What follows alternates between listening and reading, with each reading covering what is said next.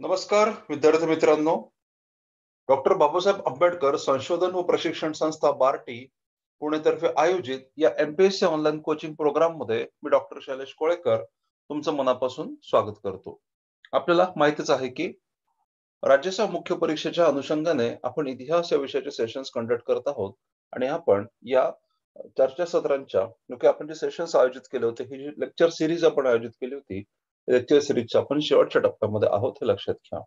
आतापर्यंतच्या सेशनमध्ये आपण ब्रिटिश सत्तेच्या स्थापनेपासून ते भारताच्या स्वातंत्र्यापर्यंतचा हा जो काही भारताचा आधुनिक भारताचा इतिहास आहे त्याचा आपण आढावा घेतला. हे करत असताना राज्यसेवा मुख्य परीक्षेचा जो काही सिलेबस आहे, अभ्यासक्रम जो आहे, तो अभ्यासक्रम आणि त्याचप्रमाणे आतापर्यंत विचारले गेलेले जे प्रश्नपत्रिकांचा आढावा घेऊन आपण हे सेशन्स ऑर्गनाइज केले होते आणि त्या अनुषंगाने आपण यांची चर्चा केली होती हे लक्षात घ्या. आता आपण राज्यसेवा मुख्य परीक्षेच्या अनुषंगाने किंबहुना एमपीएससीच्या प्रत्येक परीक्षेच्या अनुषंगाने जो अत्यंत महत्वाचा टॉपिक आहे तो टॉपिक म्हणजे समाजसुधारक, महाराष्ट्रामधील निवडक समाजसुधारक या टॉपिकची चर्चा आपण मागच्या लेक्चरमध्ये सुरू केली होती आणि आज आपण हा टॉपिक कंटिन्यू करणार आहोत हे लक्षात घ्या. आपल्या सिलेबसमध्ये गोपाळ गणेश आगरकर, महात्मा फुले, रानडे, प्रबोधनकार ठाकरे, महर्षी कर्वे, राजर्षी शाहू महाराज, महर्षी विठ्ठलरामजी शिंदे, डॉक्टर बाबासाहेब आंबेडकर, लोकमान्य टिळक, ग.बा. जोशी, पंडिता रमाबाई, दादोबा पांडुरंग तर्खडकर, पंजाबराव देशमुख, विनोबा भावे, धोंडो केशव कर्वे अशा अनेक लक्षात घ्या की समाजसुधारकांचा उल्लेख करण्यात आलेला आहे. आणि हे जे समाजसुधारक आहेत एक्झाम मध्ये लक्षात घ्या की आपला एक्झाम रिपोर्ट अत्यंत महत्वाचा असा हा सेगमेंट आहे. तुम्ही एमपीएससी ची कोणतीही परीक्षा बघून घ्या, लक्षात घ्या की तुम्हाला एक गोष्ट हमखास आढळते, म्हणजे जे काय आपण म्हणतो की या टॉपिकवर नक्की क्वेश्चन येतात. असं जर कुठला टॉपिक असेल तर एमपीएससी टॉपिक समाज सुधारकांचा टॉपिक आहे लक्षात घ्या. प्रत्येक एक्झाम मध्ये या समाज सुधारकांवर यापैकी एक किंवा दोन समाज सुधारकांवर कुठला ना कुठला प्रश्न हा कंपल्सरी येतो आणि त्याच्यामुळं लक्षात घ्या की राज्यसेवा मुख्य परीक्षेचा विचार जर केला तर हा जर सेगमेंट आपण व्यवस्थितपणे केला तर ऍटलिस्ट आपले 10-12 मार्क तरी आणि 10-12 एमसीक्यू आपल्या ठिकाणी बरोबर येऊ शकतात हे लक्षात घ्या. मिनिमम तेवढे तरी आपण खात्री सांगू शकतो, कारण समाज सुधारक, त्यांचा इतिहास, त्यांच्याशी संबंधित इतर महत्वाच्या गोष्टी त्याचा जर आपण कलेक्टिव्ह विचार केला तर आपण एक चांगल्या पद्धतीने आपण पेपर सोडवू शकतो लक्षात घ्या. म्हणून प्रिपरेशनच्या दृष्टिकोनातून हा भाग अत्यंत महत्वाचा आहे हे समजून घ्या. आता आपल्याकडे जो काही उपलब्ध वेळ आहे त्याच्यामध्ये आपल्याला एवढे सगळे समाज सुधारक तर घेणं शक्य नाही होणार आणि म्हणूनच त्याच्यातले जे एकदम मोजके महत्वाचे जे निवडक समाज सुधारक आहेत त्यांची चर्चा आपण करत आहोत हे लक्षात घ्या. आणि हे करत असताना आपण मागच्या लेक्चरमध्ये आपण जगन्नाथ शंकर शेट असेल किंवा आगरकर असेल यांची चर्चा केली होती. तर आपण आता पुढच्या समाज सुधारकांची चर्चा आजच्या सेशन मध्ये करणार आहोत. तर तुम्ही या सेशन्सला जो काही प्रतिसाद देत आहात त्याच्याबद्दल तुमचं मनापासून धन्यवाद. सेशन तुम्हाला डेफिनेटली आवडत असेल सेशनला लाईक करा आणि त्याचवेळी अजून एक महत्वाची बाब मी तुम्हाला सांगू इच्छितो की या लेक्चरमध्ये हा जो व्हिडिओ आहे याच्या डिस्क्रिप्शन मध्ये तुम्हाला एक डिस्क्रिप्शन बॉक्समध्ये माझे कम्युनिकेशन डिटेल्स त्या ठिकाणी दिलेले आहेत लक्षात घ्या. तर इतिहास या विषयाच्या अनुषंगाने एमपीएससीच्या तयारीच्या अनुषंगाने आपल्या अभ्यासाच्या अनुषंगाने जर तुमच्या मनामध्ये कुठल्याही प्रकारचे प्रश्न असतील तर तुम्ही मला त्या डिस्क्रिप्शन दिलेल्या कॉन्टॅक्टवर तुम्ही कम्युनिकेट करू शकता हे लक्षात घ्या. त्याच वेळेला अजून एक गोष्ट मी सांगू इच्छितो की बार्टी संदर्भात तुमचे जर काही क्वेरीज असतील तर तुम्ही त्या संदर्भात संबंधित जे काही अधिकारी आहेत त्यांच्याशी तुम्ही संपर्क साधा. इतिहास या विषयाशी किंवा अभ्यासाशी संबंधित जर काही प्रश्न असतील तुम्ही डेफिनेटली मला कम्युनिकेट करू शकता. आता लक्षात घ्या, आपण आता चर्चेला सुरुवात करणार आहोत ते म्हणजे बाळ गंगाधर टिळक यांच्याशी संबंधित महत्वाचे मुद्दे आपण चर्चा करणार आहोत. लोकमान्य टिळकांची चर्चा आपल्याला करायची आहे लक्षात घ्या. तर लोकमान्य टिळकांचा जन्म कधी झाला होता तर 23 जुलै 1856 ते 1 ऑगस्ट 1920 हा लोकमान्य टिळकांचा कालावधी होता लक्षात घ्या. बाळ गंगाधर टिळक आपण ज्यांना म्हणतो अत्यंत महनीय असं व्यक्तिमत्व लक्षात घ्या की भारताच्या इतिहासामध्ये त्याला आपण म्हणतो की म्हणजे आपल्याला काय दिसतं की काही नेते जे होते त्यांनी राजकीय क्षेत्रामध्ये योगदान दिलं, काही नेत्यांनी आर्थिक क्षेत्रामध्ये योगदान दिलं, परंतु टिळकासारखी अशी व्यक्तिमत्व लक्षात घ्या की ज्यांनी राजकीय क्षेत्रामध्ये सुद्धा तेवढंच योगदान दिलं आणि आर्थिक बाबींमध्ये टिळकांचा अर्थविचार सुद्धा आपल्यासाठी महत्वाचा लक्षात घ्या. तर त्यांनी नुसता राजकीय विचारच मांडला नाही तर त्यांनी अर्थविचार सुद्धा मांडला होता, आपण तुम्ही समजून घेतला पाहिजे. त्याच वेळेला लक्षात घ्या की भारतामधली ज्याला आपण राष्ट्रीय चळवळ असं म्हणतो, इंडियन नॅशनल मुवमेंट, तर भारतामधल्या राष्ट्रीय चळवळीला एक नवीन दिशा देण्याचं काम, ज्याला आपण जहाल मार्ग असं म्हणतो, ते जहाल मार्गाची दिशा देण्याचं एक अत्यंत महत्त्वाचं योगदान लोकमान्य टिळकांनी केलं होतं. तर हाच प्रवास लोकमान्य टिळकांचा आपण थोडक्यात बघूयात, लक्षात घ्या. सो लोकमान्य टिळक, आपल्याला माहिती आहे लोकमान्य टिळकांचं मूळ नाव केशव गंगाधर टिळक असं होतं. त्यांचं जन्मगाव होतं चिखलगाव, जे की रत्नागिरीमधल्या दापोली या ठिकाणी आहे. आणि लोकमान्य टिळकांच्या बद्दल असं सांगितलं की त्यांचे जे वडील होते, लक्षात घ्या की ते मराठी शाळांमध्ये शिक्षक म्हणून काम करत होते. आणि लोकमान्य टिळकांनी डेक्कन कॉलेजमध्ये उच्च शिक्षण पूर्ण केलं होतं असं आपल्याला दिसून येतं, लक्षात घ्या. उच्च शिक्षण त्यांनी पूर्ण केलं. आणि याच संदर्भात काही महत्त्वाचे मुद्दे तुम्ही समजून घेतले पाहिजे, जे मी तुम्हाला मागच्या सेशनमध्ये सुद्धा बोललो होतो. तर इथं लक्षात घ्या की ओके, आपलं महाविद्यालय शिक्षण घेत असताना लोकमान्य टिळक हे आगरकरांच्या संपर्कामध्ये आले होते. तर असं आपल्याला माहिती आहे, असं सांगितलं जातं की लोकमान्य टिळक आणि आगरकर यांचा जो घनिष्ठ संबंध आहे तो महाविद्यालयीन जीवनामध्ये आला होता. दोघं एक सहाध्यायी होते, ओके, घनिष्ठ असे सहकारी होते असं आपल्याला दिसून येतं. आणि त्याच वेळेला हे वाक्य सुद्धा समजून घ्या, लक्षात ठेवा. याच दरम्यान लोकमान्य टिळकांनी ओके, शरीर सौष्ठव प्राप्त करण्याच्या हेतूने त्यांनी मग लहुजी साळवे यांच्या तालमीमध्ये सुद्धा लोकमान्य टिळक जात असत. हा पॉईंट सुद्धा आपल्यासाठी महत्त्वाचा आहे. लहुजी साळवे, लक्षात घ्या की इतिहासामधलं एक, महाराष्ट्राच्या इतिहासामधलं एक अत्यंत महत्त्वाचं असं व्यक्तिमत्व आहे. आणि मी तुम्हाला एक गोष्ट सांगतो, की आपण महाराष्ट्राचा इतिहास अभ्यासतो तेव्हा आपण उमाजी नाईक हे नाव ऐकतो. आपण महाराष्ट्राचा इतिहास अभ्यासतो तेव्हा रंगो बापूजी गुप्ते हे नाव ऐकतो. महाराष्ट्राचा इतिहास अभ्यासत असताना आपण लक्षात घ्या की ज्योतिबा फुले, सावित्रीबाई फुले ही नावं आपण ऐकतो. बरोबर आहे की नाही? त्याच वेळेला महाराष्ट्राचा इतिहास अभ्यासत असताना आपण लोकमान्य टिळकांचं नाव ऐकतो. महाराष्ट्राचा इतिहास अभ्यासत असताना आपण वासुदेव बळवंत फडके यांची चर्चा करतो. एक लक्षात घ्या, आता जी काही नावं मी तुम्हाला सांगितली, उमाजी नाईक असतील, रंगो बापूजी गुप्ते असतील, वासुदेव बळवंत फडके असतील किंवा ज्योतिबा फुले, सावित्रीबाई फुले, लोकमान्य टिळक असतील, ही जी सगळी नावं आहेत, ओके, या सगळ्या व्यक्तिमत्वांमध्ये एक गोष्ट आपल्याला कॉमन दिसते. आणि ती गोष्ट म्हणजे याच्यातलं प्रत्येक व्यक्तिमत्व, लक्षात घ्या, कुठल्या ना कुठल्या कारणानं लहुजी साळवे यांच्याशी संबंधित होतं. आणि कुठल्या ना कुठल्या टप्प्यावर आपल्याला काय दिसतं की त्यांना लहुजी साळवे यांचं सहकार्य, त्यांचा सपोर्ट, त्यांचा पाठिंबा लाभला होता. आणि म्हणून त्यांच्या कार्याला एक महत्त्वाचं, काय म्हणू आपण त्याला, की योगदान लाभलं होतं असं दिसून येतं. उमाजी नाईक यांच्या चळवळीमागची प्रेरणा लहुजी साळवे होते. लहुजी साळवे यांच्या तालमीमधल्या ओके व्यक्तींनी बापूजी गुप्ते यांना मदत केली होती. तसंच लक्षात घ्या की वासुदेव बळवंत फडक्यांबद्दल देखील तीच बाब खरी आहे. त्यांची प्रेरणा सुद्धा लहुजी साळवे होते. लोकमान्य टिळक, आत्ताच मी तुम्हाला सांगितले की लहुजी साळवे यांच्या तालमीमध्ये ते जात असत. ओके, हा पॉईंट तुम्ही समजून घेतला पाहिजे. ज्योतिबा फुले यांची सुद्धा प्रेरणा लहुजी साळवे होते. सावित्रीबाई फुले यांना संरक्षण पुरवण्याचं काम, किंवा ज्योतिबा फुले यांच्या ओव्हरऑल जर आपण बघितलं तर ज्योतिबांच्या चळवळीचं जी संरक्षणाची जी भूमिका होती, लहुजी साळवे आणि त्यांच्या तालमीमधल्या सदस्यांनी पार पाडली होती असं आपल्याला दिसून येतं. तर हे पॉईंट्स आपल्यासाठी महत्त्वाचे आहेत. एक गोष्ट तुम्ही ऐकली असेल, मुंबईमध्ये आपल्याला माहिती आहे की नाही सांगा बरं?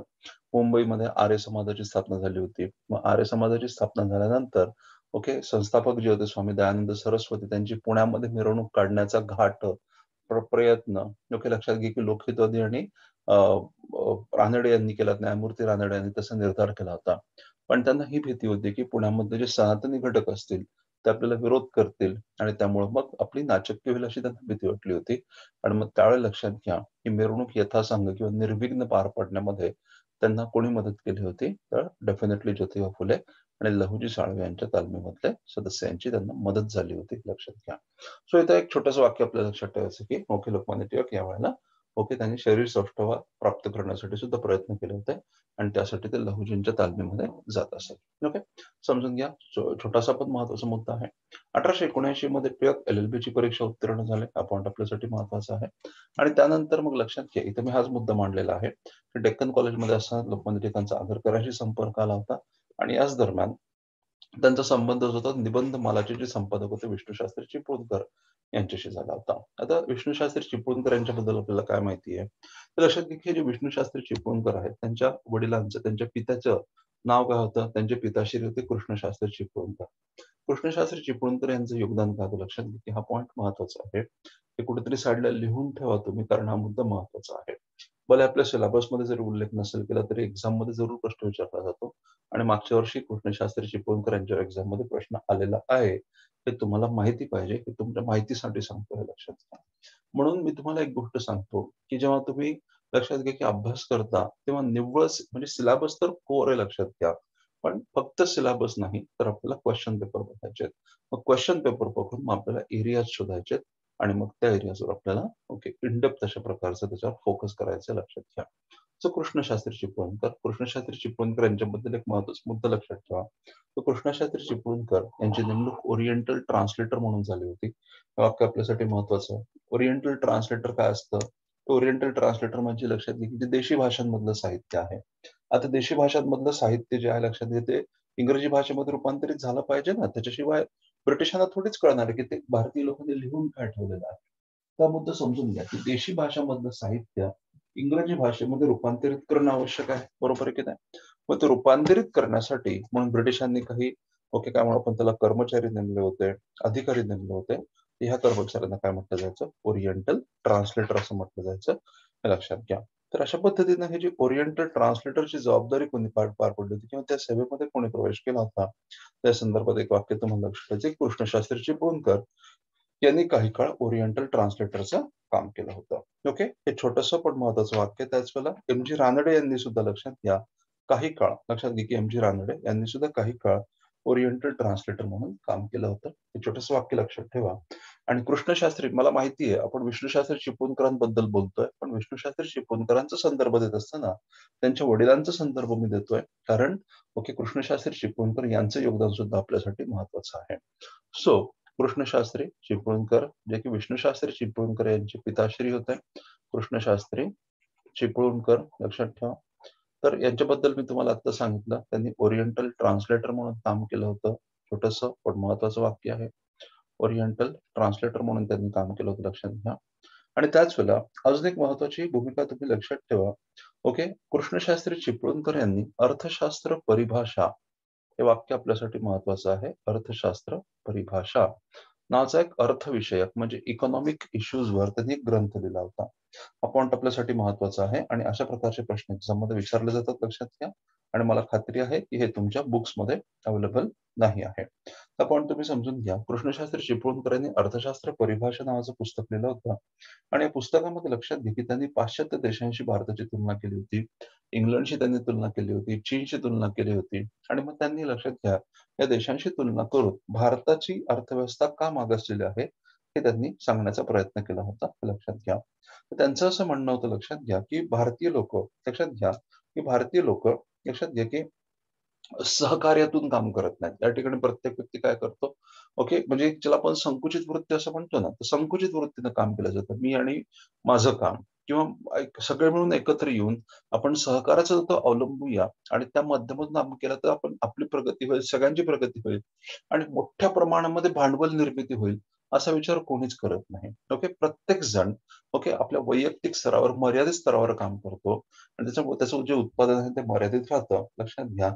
आणि त्यामुळे भारताची प्रगती होत नाही, अशा प्रकारची भूमिका त्यांनी मांडली होती. त्याच वेळेला ते काय म्हणतात लक्षात घ्या की एखादा जर महत्वाचा प्रोजेक्ट चालू करायचा आहे, कोणता प्रोजेक्ट, फॉर एक्झाम्पल रस्ते बनवायचे असतील, म्हणजे रोड टाकायचे असतील, रस्ते बनवायचे असतील, किंवा एखादं मोठं जर सार्वजनिक काम सुरू करायचं, तर मग लोक पुढाकार घेऊन भांडवल टाकत नाहीत. म्हणजे आपण म्हणतो शेअर होल्डिंग, आपण ज्याला म्हणतो, चला बाबा लोकांनी पुढाकार घेतला, एकत्र आले, त्यांनी निधी गोळा केला आणि त्यांनी मग एखाद्या मोठ्या कामाला सुरुवात केली, असं नाही होत. आपण प्रत्येक वेळेला काय करतो की एखादं मोठं काम करायचं सरकारकडे बघतो, सरकारने सुरू करावं, सरकारने केलं पाहिजे. तर ही जी वृत्ती लक्षात घ्या, लक्षात घ्या की ही जी वृत्ती आहे, या वृत्तीमुळे भारताची आर्थिक प्रगती खुंटलेली आहे, अशा प्रकारची भूमिका कृष्णशास्त्री चिपळूणकर यांनी मांडली होती. हा पॉइंट तुम्ही समजून घेतला पाहिजे. लक्षात घ्या की त्याच वेळेला काय म्हणू आपण त्याला की भारतीय लोक त्यांनी असंही म्हटलं होतं की श्रमाचं न्यूनत्व म्हणजे श्रमाचं महत्व आपल्याला कळत नाही. उलट श्रम करणारं काम म्हणजे कुठेतरी कमीपणा समजत, तर हे आजही आहे समाजामध्ये, बरोबर आहे की नाही? श्रमिक आपण ज्याला म्हणतो, श्रमहारा वर्ग आपण ज्याला म्हणतो, त्याचं काम कुठेतरी दुय्यम समजलं जातं, तिय्यम समजलं जातं. आणि त्यामुळे लक्षात घे की ज्याला आपण म्हणतो ना की मेहनतीची लाज वाटणं, तर ही जी प्रोसेस आहे किंवा ही जी बाब आहे, त्यामुळे देखील आपण मागे राहतो असं कृष्णशास्त्री चिपळूणकर म्हणतात, हे लक्षात घ्या. कृष्णशास्त्री चिपळूणकर यांच्या अर्थशास्त्र परिभाषा या ग्रंथामध्ये त्यांनी मांडलेले आर्थिक विचार आपल्यासाठी अत्यंत महत्वाचे आहेत. हा पॉइंट तुम्ही समजून घेतला पाहिजे. आता पुढचा मुद्दा समजून घ्या. कृष्णशास्त्री चिपळूणकर यांनी विचार लहरी नावाचं एक नियतकालिक सुद्धा चालवलं होतं आणि हा प्रश्न तुम्हाला वारंवार एक्झाम मध्ये विचारलेला आहे. हा पॉइंट महत्वाचा आहे. दिस इज अ पीवायक्यूच्या एक्झाम मध्ये क्वेश्चन आलेला आहे, लक्षात घ्या. तुमच्या लक्षात आलं का मी विष्णुशास्त्री चिपळूणकर यांच्याबद्दल डिस्कस करत असताना कृष्णशास्त्री चिपळूणकर यांच्याबद्दल डिस्कस केलं का? कारण लक्षात घ्या की अदरवाईज त्यांच्याबद्दल आपल्याला डिस्कस करता आलं नसतं. म्हणून ओके, ते निमित्त घेतलं आणि त्यांच्याशी संबंधित ते एक 2-3 महत्त्वाचे मुद्दे मी डिस्कस केलेले आहेत. I would request you to make points of this make note of these particular points which we have discussed just now. So Krishnashastri Chiplunkar यांच्या चिरंजीवाचं नाव तर लक्षात घ्या की विष्णुशास्त्री चिपळूणकर. तर विष्णुशास्त्री चिपळूणकर यांच्याबद्दल आपल्याला काय माहिती आहे? तर विष्णुशास्त्री चिपळूणकर लक्षात घ्या की यांनी सुद्धा काही काळ विचार लहरीमध्ये त्यांनी काम केलं होतं. विचार लहरीचं संपादन ओके, हे देखील त्यांनी काम केलं होतं, लक्षात घ्या. आणि नंतर ते शिक्षक म्हणून रुजू झाले होते. रत्नागिरी या ठिकाणी त्यांनी काही काळ शिक्षकाचं देखील काम केलं होतं. आणि नंतर मग ते पुण्यामध्ये आले. पुण्यामध्ये मग हेडमास्टर वरिष्ठाशी त्यांचे मतभेद झाले आणि त्यांनी शिक्षक सेवेचा त्याग केला होता, लक्षात घ्या. पण शिक्षक सेवेचा त्यांनी त्याग का केला? कारण त्यांच्या दृष्टिकोनातून लक्षात घ्या की शिक्षणाची भूमिका राष्ट्राच्या, व्यक्तीच्या चारित्र्याच्या, व्यक्तिमत्व आपण ज्याला म्हणतो ना, एखाद्या व्यक्तीचं व्यक्तिमत्व तयार होण्यामध्ये शिक्षणाची भूमिका खूप जास्त महत्त्वाची आहे. आणि ब्रिटिश व्यवस्थेअंतर्गत शिक्षण दिलं जातं. त्याच्यामुळे ते इप्सित साध्य जे आहे, जे इप्सित हेतू आहे तो साध्य होत नव्हता. आणि म्हणून लक्षात घ्या की विजन घेऊन ते बाहेर पडले होते असं आपल्याला दिसतं. आणि या काळामध्ये लक्षात घ्या की विष्णुशास्त्री चिपळूणकर यांनी निबंधमाला नावाचं वृत्तलेखन ते या टप्प्यामध्ये करत होते आणि निर्भीडपणे आपली भूमिका ते मांडत होते, लक्षात घ्या. त्या ठिकाणी विष्णुशास्त्री चिपळूणकर यांच्याबद्दल असं म्हटलं गेलेलं आहे की तत्कालीन जे समाज सुधारणेची भूमिका घेतलेले इतर व्यक्ती होते, फॉर एक्झाम्पल ज्योतिबा फुले असतील आणि विष्णुशास्त्री चिपळूणकर यांच्या विचारांमध्ये साम्य नव्हतं, उलट विरोध दिसून येतो. आणि आपल्या या लेखांच्या माध्यमातून त्यांनी ज्योतिबाच्या काही बाबींवर, धोरणांवर टीका केलेली आहे. पण तो वैचारिक वादांचा मुद्दा लक्षात घ्या. ओके, इंडिव्हिज्युअल कॉन्ट्रिब्युशनचा आपण विचार केला, त्यांच्या ठिकाणी त्यांचं योगदान सुद्धा महत्त्वाचं आहे. किंबहुना मराठी भाषेच्या लक्षात घ्या की मराठी भाषेच्या विकसनामध्ये त्यांच्या या लेखांची भूमिका महत्त्वाची मानली गेलेली आहे. हा पॉइंट आपण समजून घेतला पाहिजे. Okay, so Vishnushastri Chiplunkar. तर हे जे विष्णुशास्त्री चिपळूणकर होते त्यांच्या संपर्कामध्ये हे 2 तरुण नेते आले किंवा तरुण व्यक्तिमत्व आपण ज्याला म्हणूयात, टिळक आणि आगरकर. आणि मग आता लक्षात घ्या की हे 3 घटकांनी एकत्र येऊन एक विचार केला की आपण आता आपलं शैक्षणिक कार्य किंवा आपलं जे योगदान आहे, ओके, जे आपली व्हिजन आहे, ती पूर्णत्वाला आणूयात. आणि परिणामी काय झालं, 1 जानेवारी 1880 रोजी लक्षात घ्या की टिळक, आगरकर आणि चिपळूणकर हे 3 घटक एकत्र आले आणि त्यांनी न्यू इंग्लिश स्कूल ओके नावाची संस्था स्थापन केली होती. हा पॉइंट तुम्ही समजून घ्या. ओके, त्याच वेळेला पुढचा मुद्दा समजून घ्या. 1884 साली यांनी okay Wedderburn, Wordsworth, Vishwanath Mandlik, K T. Telang, Dandekar, Yamo Kelkar आणि राघव भांडारकर यांच्या मदतीने त्यांनी डेक्कन एज्युकेशन सोसायटी स्थापन केली होती. आणि याच डेक्कन एज्युकेशन सोसायटीच्या वतीनं 1885 साली फर्ग्युसन कॉलेज स्थापन झालं होतं. हे पॉइंट आपल्यासाठी महत्त्वाचे. त्याच्यातले मॅक्सिमम पॉइंट जे आपण ते आगरकरांच्या वेळेला डिस्कस केलेच होते, लक्षात घ्या. त्याच्यामुळे इथं फक्त रिपिटेशन होतंय. कारण हे पॉइंट्स आपण ऑलरेडी डिस्कस केले होते. मी तुम्हाला हा सुद्धा मुद्दा सांगितला होता की काही सोर्सेसनुसार आपल्याला काय दिसतं की न्यू इंग्लिश स्कूलच्या स्थापनेच्या पहिल्या टप्प्यामध्ये आगरकर नव्हते. आगरकर हे नंतर जॉइन झाले होते असंही आहे. आणि बऱ्याचशा सोर्सेसमध्ये या तिघांनी एकत्र येऊन ही संस्था सुरू केली होती असं देखील दिलेलं आहे. त्याच्या डिबेटमध्ये न पडता दोन्ही मतं मी तुम्हाला सांगितली.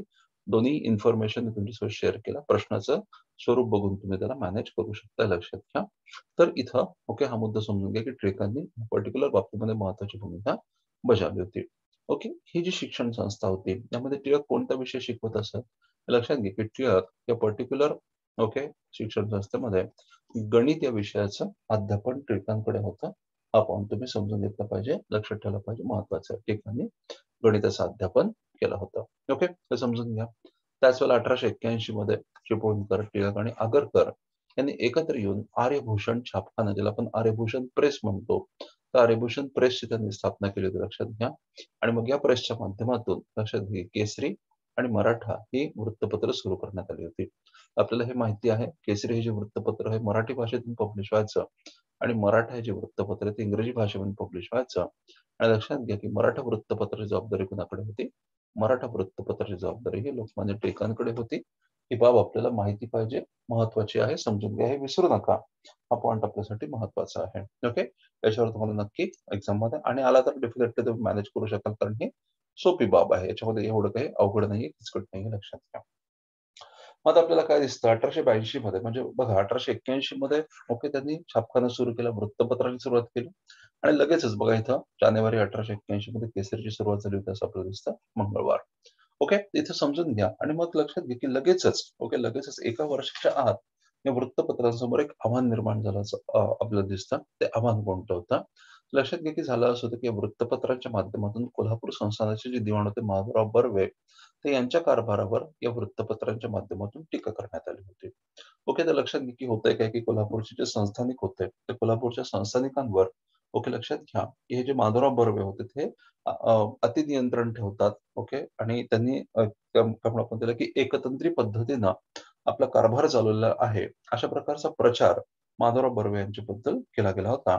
आणि त्यासाठी लक्षात घ्या की याच्यासाठी काही पुरावे होते का? तर डेफिनेटली केसरीकार आणि मराठाकार यांच्याकडे काही पत्रव्यवहार उपलब्ध झाला होता आणि त्या पत्रव्यवहाराच्या आधारे त्यांनी अशा प्रकारच्या बातम्या छापल्या. पण नंतर असं उघडकीला आलं की ज्या पत्रांच्या आधारे ओके या बातम्या छापल्या गेल्या होत्या, ती पत्रच मुळातच ओके लक्षात घ्या की असत्य होती. म्हणजे ती पत्र मुळातच खोटी होती, असं दिसून आलं. आणि त्यामुळे साहजिकच आपल्याला काय दिसतं की माधवराव बर्वे ओके यांनी टिळक आणि आगरकर यांच्यावर अब्रू नुकसानीचा खटला दाखल केला होता. आणि परिणामी लक्षात घ्या की त्यांना 4 महिन्याची शिक्षा झाली होती आणि या 4 महिन्यासाठी त्यांना डोंगरीच्या तुरुंगामध्ये ठेवण्यात आलं होतं. तर 26 ऑक्टोबर 1882 रोजी त्यांची सुटका झाली होती. हा मुद्दा मी कालच्या लेक्चरमध्ये सुद्धा सांगितला होता. आपण हा पॉइंट बघितला होता की लक्षात घ्या, की हे जे अनुभव होते डोंगरीच्या तुरुंगामधले हे जे अनुभव होते, या अनुभवांवर आधारित एक पुस्तक, एक साहित्य आगरकरांनी रचलं होतं आणि त्या साहित्याचं नाव काय बघितलं होतं आपण? डोंगरीच्या तुरुंगातले आमचे 101 दिवस असं त्या साहित्याचं नाव होतं. हा पॉइंट आपण ऑलरेडी बघितलेला आहे, हे लक्षात घ्या. सो इथे एक एपिसोड बघतो, एक एपिसोड दिसतो आपल्याला इथं, की काय म्हणू आपण त्याला, की केसरी आणि मराठाची सुरुवात, डेक्कन एज्युकेशन सोसायटीची सुरुवात, त्या बाबी आपल्याला दिसून येतात. त्याच्यानंतर काय झालं? त्याच्यानंतर बघा, की या काळामध्ये काही समाज सुधारण्याचे मुद्दे उद्भवले होते. हे कोणते मुद्दे होते समाज सुधारण्याचे? तर लक्षात घ्या. ब्राह्मण्याचं प्रकरण, त्याच्यानंतर संमती वयाचा कायदा, ओके, रमाबाईंच्या शारदा सदनचा मुद्दा, हिंदू मुस्लिम दंगे, हे जे प्रश्न निर्माण झाले होते, ह्या ज्या समस्या निर्माण झाल्या होत्या, तर ह्या समस्यांच्या संदर्भात आपल्याला काय दिसतं, की लोकमान्य टिळकांनी ओके सनातनी घटकांची बाजू घेतली होती आणि आगरकर जे होते, आगरकरांनी सुधारकी घटकांची बाजू घेतली होती असं आपल्याला दिसून येतं. ओके, काय होता हा संमती वयाचा कायदा? 1891 मध्ये आपल्याला माहिती आहे, की एज ऑफ कन्सेंट ऍक्ट आपण ज्याला म्हणतो ना, 1891 मध्ये लक्षात घ्या, age of consent act, age of consent act, okay, हा आला होता. काय होता हा एज ऑफ कन्सेंट ऍक्ट? त्याच्याबद्दल माहिती आहे का हो काही आपल्याला? Do have any idea about the age of consent act? Definitely माहिती आहे, संमती वयाचा कायदा. संमती वयाचा कायदा म्हटलं की बेहरामजी मलबारी हे नाव तर आपल्याला तोंडपाठ आहे, बरोबर आहे की नाही? ओके, तर काही बेसिक गोष्टी सांगतो. ऑफकोर्स तुम्हाला माहितीच आहे, पण तरी सुद्धा ओके काही बेसिक गोष्ट मी सांगू इच्छितो. लक्षात घ्या या ठिकाणी. आपल्याला काय दिसतं, की एक एक छोटीसा किस्सा सांगतो. महाराष्ट्रामध्ये या काळामध्ये काय म्हणू आपण त्याला, की महाराष्ट्रामधले जे सामाजिक सुधारणांचा जो मुद्दा होता किंवा ते जे वातावरण होतं, ते ढवळून टाकणाऱ्या काही एक गोष्ट महाराष्ट्रामध्ये घडली होती लक्षात घ्या आणि एक गोष्ट बंगालमध्ये घडली होती. म्हणजे ओव्हरऑल भारताचा विचार केला, तर भारतामधल्या सामाजिक सुधारणांचा जो मुद्दा होता, त्याच्याबद्दल मोठ्या प्रमाणामध्ये चर्चा घडवून आणणारे 2 मुद्दे घडून आले होते. एक मुद्दा होता महाराष्ट्राच्या संदर्भामध्ये होता आणि एक मुद्दा जो होता लक्षात घ्या, एक मुद्दा जो होता तो बंगालमध्ये आणि एक मुद्दा महाराष्ट्राच्या संदर्भामध्ये होता. तर महाराष्ट्राच्या संदर्भामधला मुद्दा काय होता? तर महाराष्ट्राच्या संदर्भामधला मुद्दा म्हणजे ओके लक्षात घ्या, की ज्याला आपण रखमाबाईचं प्रकरण असं म्हणतो. तर रखमाबाईंचं प्रकरण हा काय मुद्दा होता? हा देखील आपल्याला माहिती पाहिजे. रखमाबाई यांचा जो मुद्दा होता लक्षात घ्या. त्या संदर्भात आपल्याला काय दिसतं आपल्याला, की रखमाबाई आणि दादाजी ओके हे एक जोडपं होतं आणि लहान वयामध्ये त्यांचा विवाह झाला होता असं आपल्याला दिसतं. ओके. लहान वयामध्ये त्यांचा विवाह झाला होता आणि त्याच्यानंतर मग जेव्हा अ, वयामध्ये आले, ओके, हे वयामध्ये आले तेव्हा रखमाबाईंनी आपल्या पतीकडे जायला नकार दिला होता. तर रखमाबाईचं असं म्हणणं होतं, की बालवयामध्ये असताना, अजाणता असताना हा विवाह झालेला आहे आणि हा जो व्यक्ती आहे, लक्षात घ्या, हा जो व्यक्ती आहे पती म्हणून मला मान्य नाही आहे आणि म्हणून माझ्यावर ओके त्या व्यक्तीकडे जाण्याची सक्ती केली जाऊ शकत नाही, असं लक्षात घ्या, असं रखमाबाई यांचं म्हणणं होतं. हा पॉइंट तुम्ही समजून घ्या. परंतु लक्षात घ्या, की आता दादाजीचं म्हणणं काय होतं, की आता मग काय म्हणू आपण त्याला, की धार्मिक पद्धतीनुसार माझा विवाह झालेला आहे आणि पत्नी या नात्याने या व्यक्तीनं म्हणजे रखमाबाईंनी माझ्याकडे आलं पाहिजे, माझ्यासोबत संसार केला पाहिजे, अशा प्रकारची भूमिका मांडली गेली होती. लक्षात घ्या, की हा मुद्दा नंतर कोर्टामध्ये गेला होता आणि मग लक्षात घ्या, की काय म्हणू आपण त्याला, की अ, समाज सुधारणांच्या बाबतीमध्ये म्हणजे स्त्रीचे अधिकार काय आहेत? ओके. आणि धार्मिक पद्धतीनुसार जर एखाद्या व्यक्ती किंवा 2 व्यक्तींचा विवाह झाला असला, तर मग अशा केसमध्ये विवाह विच्छेदाचा अधिकार आहे की नाही, या मुद्द्यावरून लक्षात घ्या, की मोठ्या प्रमाणामध्ये वाद निर्माण झाला होता, असं आपल्याला दिसून येतं. आणि त्यावेळेला जे सुधारक विचारांचे लोक होते, त्यांनी अशी अशी भूमिका मांडायला सुरुवात केली. तर लक्षात घ्या, की आता ही जी रखमाबाई आहे, तिच्यावर सक्ती केली जाऊ शकत नाही. ओके. तिची जर इच्छा असेल आपल्या पतीसोबत नाही राहायची, तर त्या इच्छेचा आदर झाला पाहिजे आणि विवाह विच्छेदाचा अधिकार मिळाला पाहिजे. अशा प्रकारची भूमिका मांडली जात होती. परंतु लक्षात घ्या, की पारंपरिक आपला जो पारंपरिक धर्म संकल्पना आहेत, त्याच्यानुसार आपले जे धर्म ग्रंथ आहेत, त्याच्यानुसार काय सांगितलं गेलं? त्याच्यानुसार असं सांगितलं गेलं, लक्षात घ्या, त्याच्यानुसार असं सांगितलं गेलं, की ओके, विवाह हा एक पर्मनंट स्वरूपाचा बॉन्ड आहे. लक्षात घ्या, की विवाह हा काय पर्मनंट स्वरूपाचा बॉन्ड आहे आणि त्याच्यामुळं विवाह विच्छेद होऊ शकत नाही. एकदा विवाह झाल्यानंतर विवाह विच्छेद होऊ शकत नाही. अशा प्रकारची भूमिका होती. लक्षात घ्या, विवाह विच्छेद होऊ शकत नाही. विवाह विच्छेद होऊ शकत नाही, तर मग पत्नीचं किंवा स्त्रीचं कर्तव्य काय आहे? आपल्या पतीला फॉलो केलं पाहिजे आणि पतीच्या आपल्या संसारामध्ये ओके, आपलं पूर्ण योगदान दिलं पाहिजे. आणि म्हणून रखमाबाईच्या इच्छेपेक्षा ओके, तिचं कर्तव्य जास्त महत्त्वाचं आहे आणि म्हणून या स्त्रीनं आपल्या घरी परत गेलं पाहिजे. अशा प्रकारची भूमिका सनातनी घटकांनी घेतली होती. आणि आपल्याला काय दिसतं, की या पर्टिक्युलर प्रकरणामध्ये लोकमान्य टिळकांनी ओके, सनातनी घटकांची बाजू घेतली होती. याचा अर्थ असा आहे का, की लोकमान्य टिळकांचे विचार हे समाज सुधारक स्वरूपाचे नव्हते. तर पण तुम्ही समजून घ्या, या बाबतीमध्ये तसं दिसत नाही लक्षात घ्या आपल्याला. उलट काय दिसतं, की लोकमान्य टिळकांचे या बाबतीमध्ये भूमिका ओके, सुधारकी होती. पण मग तुम्ही म्हणाल, की "सर असं कसं म्हणता तुम्ही?" जर सुधारकी भूमिका असेल, तर मग काय म्हणू आपण त्याला, की असं का म्हणतात? एक लक्षात घ्या, या मुद्द्यावरून होतंय का आपल्याला, की इथे ब्रिटिश सरकारने हस्तक्षेप करण्याचा मुद्दा होता. ओके, फॉर एक्झाम्पल विवाह विच्छेद जे आहे ते ब्रिटिश सरकारने किंवा ब्रिटिश कोर्टाने करून दिला पाहिजे. ओके, अशा प्रकारची भूमिका मांडली जात होती आणि त्याच वेळेला बहिरामजी मलबार हे जे समाजसुधारक होते, त्यांनी आता अशी भूमिका मांडायला सुरुवात केली, की सरकारने कायदा करून अशी आहे, की विवाह योग्य जे वय आहे त्याची मर्यादा वाढवली पाहिजे. म्हणजे थोडक्यात ओके, टिळकांची भूमिका काय होती, की या पर्टिक्युलर प्रकरणामध्ये, की ज्या समाज सुधारणा आहेत, त्या आतून जर झाल्या तर that will be better. Okay. परकीय सरकार त्यांना भारतीय प्रथा, परंपरा, संकल्पना यांच्याबद्दल फारशी काही माहिती नाहीये. तर अशा घटकांनी भारतीय समाज व्यवस्थेमध्ये हस्तक्षेप करू नये. ओके. भारतीय समाज सुधारण्यासाठी भारतीय लोकं समर्थ आहेत, सक्षम आहेत. अशा प्रकारची भूमिका लोकमान्य टिळकांनी मांडली होती. ओके. त्याच वेळेला अजून एक एज ऑफ कन्सेंट ॲक्टच्या संदर्भात तुम्हाला रखमाबाईंचा मुद्दा सांगितला. टिळकांची भूमिका काय होती ते मी तुम्हाला सांगितलं. त्याच वेळेला लक्षात घ्या, की या दरम्यान आपल्याला काय होतं, काय दिसतं 1889-90च्या दरम्यान बंगालमध्ये फुलमणीचं प्रकरण उद्भवलं होतं लक्षात घ्या. एक अल्पवयीन मुलगी होती, स्त्री होती. ओके. आणि लक्षात घ्या, की अल्पवयीन स्त्रीचा ओके, विवाह संबंधामध्ये होती ही व्यक्ती आणि तिचा मृत्यू झाला होता. आणि त्यामुळे मग लक्षात घ्या, की मुलींच्या जीविताचा प्रश्न देखील या पर्टिक्युलर समस्येमुळे निर्माण होऊ लागला होता. सॉरी. आणि म्हणून लहान वयामध्ये मुलींचे विवाह होऊ नयेत, यासाठी एक मोठी चळवळ सुरू झाली होती. आणि या चळवळीमध्ये आपल्याला प्रणेते कोण दिसतात, नेतृत्व कोणाचं दिसतं, तर बहिरामजी मलबारी यांचं दिसतं. हे नाव महत्वाचं आहे. आताच्या मेन्समध्ये त्यांच्याबद्दल ओके, क्वेशन सुद्धा विचारण्यात आला होता. हे लक्षात घ्या. ओके, बहिरामजी मलबारी. मग त्यांना साथ कोणी दिली होती? त्यांना साथ आपल्याला कोणी दिली? रानडे यांनी दिली होती लक्षात घ्या. आगरकर यांनी दिली होती. तर या संदर्भामध्ये महाराष्ट्रामध्ये एक मोठं वातावरण निर्माण झालं होतं. ठिकठिकाणी सभा घेतल्या जात असत. ओके, वृत्तपत्रातून प्रचार व्हायचा. सुधारकी गट आणि सनातनी गट ओके, एकदम हिरिरीनं आपली बाजू मांडायचे. अशा प्रकारची सिच्युएशन दिसून येते. हा पॉइंट तुम्ही समजून घ्या. त्याच वेळेला लक्षात घ्या, की पंडिता रमाबाई आपल्याला माहिती आहे, पंडित रमाबाई यांनी शारदा सदन नावाची संस्था त्यांनी स्थापन केली होती. ओके. आणि आपल्याला माहिती आहे, की पंडित रमाबाई यांनी ख्रिस्ती धर्माचा स्वीकार केला होता. आणि त्यामुळं या भागामध्ये लोकांमध्ये एक प्रकारची भीती निर्माण झाली होती. लक्षात घ्या, की आता या शारदा सदनमध्ये सहभागी होणाऱ्या ज्या काही मुली असतील, महिला असतील, त्यांच्यावर देखील ख्रिस्ती धर्माचा प्रभाव निर्माण होईल. आणि त्या कदाचित धर्मांतर करतील आणि त्यांच्यामधलं काही मुलींनी स्वच्छंद धर्मांतर केलं सुद्धा लक्षात घ्या. पण प्रतिमा काय निर्माण झाली, की शारदा सदनमध्ये धर्मांतराला प्रोत्साहन दिलं जातं. आणि या मुद्द्यावरून आपल्याला काय दिसतं, या मुद्द्यावरून लक्षात घ्या, की त्या ठिकाणी रमाबाईंच्या शारदा सदनला सुद्धा लोकमान्य टिळकांनी विरोध केला होता.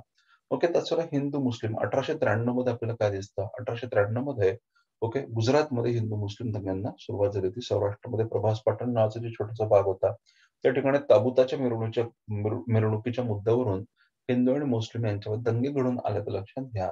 आणि या दंग्यांचा विस्तार आपल्याला काय दिसतं, या दंग्यांचा विस्तार महाराष्ट्रामध्ये मुंबई प्रांतामध्ये सुद्धा झाला होता, असं दिसून येतं. आणि यावेळेला आपल्याला काय दिसतं, तर ब्रिटिशांची नीती काय आहे, आता एक शासक म्हणून ब्रिटिशांचं कर्तव्य काय आहे, अशा प्रकारचे दंगे जेव्हा होतील, तेव्हा कायदा सुव्यवस्थेचा प्रश्न निर्माण होतो, बरोबर आहे की नाही? मग शासनाचं कर्तव्य काय आहे, शासनाने मग तात्काळ पावलं उचलून ओके, अशा प्रकारची सिच्युएशन लगेचच आटोक्यामध्ये आणली पाहिजे.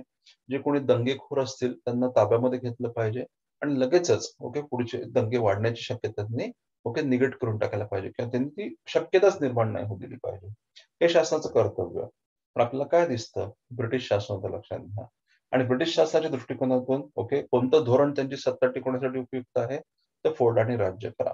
म्हणजे एका गटाला दुसऱ्या गटाविरुद्ध भुडकवायचं, तर 2 गटांमध्ये जास्तीत जास्त वाद, भांडण होईल, संघर्ष होईल याची काळजी घ्यायची आणि त्याच्यामुळे हे 2 गट एकत्र येणार नाहीत आणि आपली सत्ता या दोन्ही गटांमध्ये जेव्हा युती होणार नाही, तेव्हा आपली सत्ता दृढ राहील. ही ब्रिटिशांची नीती होती. यालाच आपण डिव्हाईड अँड रूल पॉलिसी असं म्हणतो, लक्षात घ्या. आणि म्हणून असे आरोप करण्यात आले होते. लक्षात घ्या, की या पर्टिक्युलर संघर्ष दरम्यान ब्रिटिश सरकारने मुस्लिम घटकांची धार्जिणी अशी भूमिका घेतली होती आणि नेमक्या या भूमिकेवरून लोकमान्य टिळकांनी ब्रिटिशांच्या धोरणावर टीका केली होती. हा पॉइंट तुम्ही समजून घेतला पाहिजे. ओके. तर हे मुद्दे समजून घ्या. त्याचवेळेला ग्रामण्य प्रकरण हा एक मुद्दा तुम्हाला माहिती आहे. बेसिकली झालं काय होतं, तर एक लक्षात घ्या, की एक किस्सा असा आहे, की पंचहौद प्रकरण असं त्याला म्हटलं जातं. पंचहौद प्रकरण म्हणजे काय होतं, तर पुण्यामध्ये पंचहौद मिशन नावाची ख्रिस्ती संस्था होती, लक्षात घ्या. आणि या ख्रिस्ती संस्थेमध्ये अशा रीती एक कार्यक्रम आयोजित करण्यात आला होता आणि त्या कार्यक्रमाला उपस्थित राहण्यासाठी म्हणून रानडे यांना आमंत्रित करण्यात आलं होतं. न्यायमूर्ती रानडे जे आपल्याला माहिती त्यांना लक्षात घ्या, की आमंत्रित करण्यात आलं होतं. मग त्या ठिकाणी त्यांना मग चहा दिला गेला. तर साहजिकच लक्षात घ्या, की एक पद्धत आहे, ज्याला आपण म्हणतो सौजन्य. सौजन्याची पद्धत आहे. लक्षात घ्या, की कोणी जर आला, तर आपण त्याला अल्पोपहार देतो, चहा देतो. इथेही तसंच झालं. तर चहा त्यांना दिला गेला. पण आता साहजिक लक्षात घ्या, ही ख्रिस्ती संस्था आहे. या ठिकाणचा चहा प्यायचा की नाही. तर म्हणून रानड्याने लक्षात घ्या, की तो कप हातामध्ये घेतला आणि ठेवून दिला. म्हणजे त्यांनी प्यायचं टाळलं. कारण त्यांना माहित होतं, की भविष्यामध्ये वाद निर्माण होईल. पण मग वाद निर्माण झालाच, लक्षात घ्या. आणि मग अशा प्रकारचे आरोप केले गेले, की त्यांनी लक्षात घ्या, की आपल्या स्वधर्माचं नुकसान केलेलं आहे. स्वधर्म त्यांनी भ्रष्ट केलेला आहे. असे त्यांच्यावर आरोप झाले होते. आणि या पर्टिक्युलर बाबतीमध्ये सुद्धा लक्षात घ्या, की आपल्याला काय दिसतं, टिकाने रानड्यांच्या विरोधामध्ये सनातनी भूमिका घेतली होती. तर हे असे काही मुद्दे आहेत, लक्षात घ्या. असे काही मुद्दे आहेत, ज्या दरम्यान आपल्याला टिकांची सनातनी भूमिका दिसून येते. पण त्याचबरोबर अशाही काही बाबी आहेत, लक्षात घ्या, की ज्या ठिकाणी आपल्याला टिळकांनी सुधारकी भूमिका घेतलेली दिसून येतात. अशा बाबी कोणत्या आहेत? एक तुम्हाला उदाहरण सांगतो आणि हे जे उदाहरण आहे, ते एक्झाममध्ये सुद्धा विचारण्यात आलेलं आहे, हे लक्षात घ्या. आता टिळक म्हटलं की आपल्या समोर काय येईल? टिळक म्हटले की आपल्या समोर येईल की सनातनी भूमिका. टिळक म्हटले की आपल्या डोळ्यासमोर येईल की सुधारणांना विरोध करणारं व्यक्तिमत्व. अशी एक प्रतिमा आपल्या डोळ्यासमोर उभी राहते. जी बरोबर आहे का? हा विचार करा. मी तुम्हाला एक छोटासा किस्सा सांगतो. किस्सा असा आहे, आपल्याला माहिती आहे होम रूल चळवळ सुरू झाली होती, बरोबर आहे की नाही? 1916 ते 1918 हा होम रूल चळवळीचा कालावधी आहे. आणि या चळवळीच्या दरम्यान लोकमान्य टिळकांनी मुंबई या ठिकाणी भाषण केलं होतं, लक्षात घ्या. अस्पृश्यता निवारण परिषदेच्या संदर्भात विठ्ठलरामजी शिंदे यांनी जे मुंबईमध्ये परिषद आयोजित केली होती. त्या परिषदेसमोर लोकमान्य टिळकांनी एक वक्तव्य केलं होतं. आणि ते वक्तव्य काय होतं? वक्तव्य फार महत्वाचं आहे. त्याच्यातून लोकमान्य टिळकांचा दृष्टिकोन दिसून येतो. लोकमान्य टिळक काय म्हणतात, जर ईश्वरास अस्पृश्यता मान्य असेल, तर मी त्याला ईश्वर मानणार नाही. हे वाक्य एक्झाममध्ये सुद्धा विचारण्यात आलेलं आहे. जर ईश्वराला अस्पृश्यता मान्य असेल, तर मी त्याला ईश्वर मानणार नाही. हे जेव्हा लोकमान्य टिळक म्हणतात, तेव्हा त्यांची सुधारकी भूमिका लक्षात येते. हा पॉइंट तुम्ही समजून घ्या.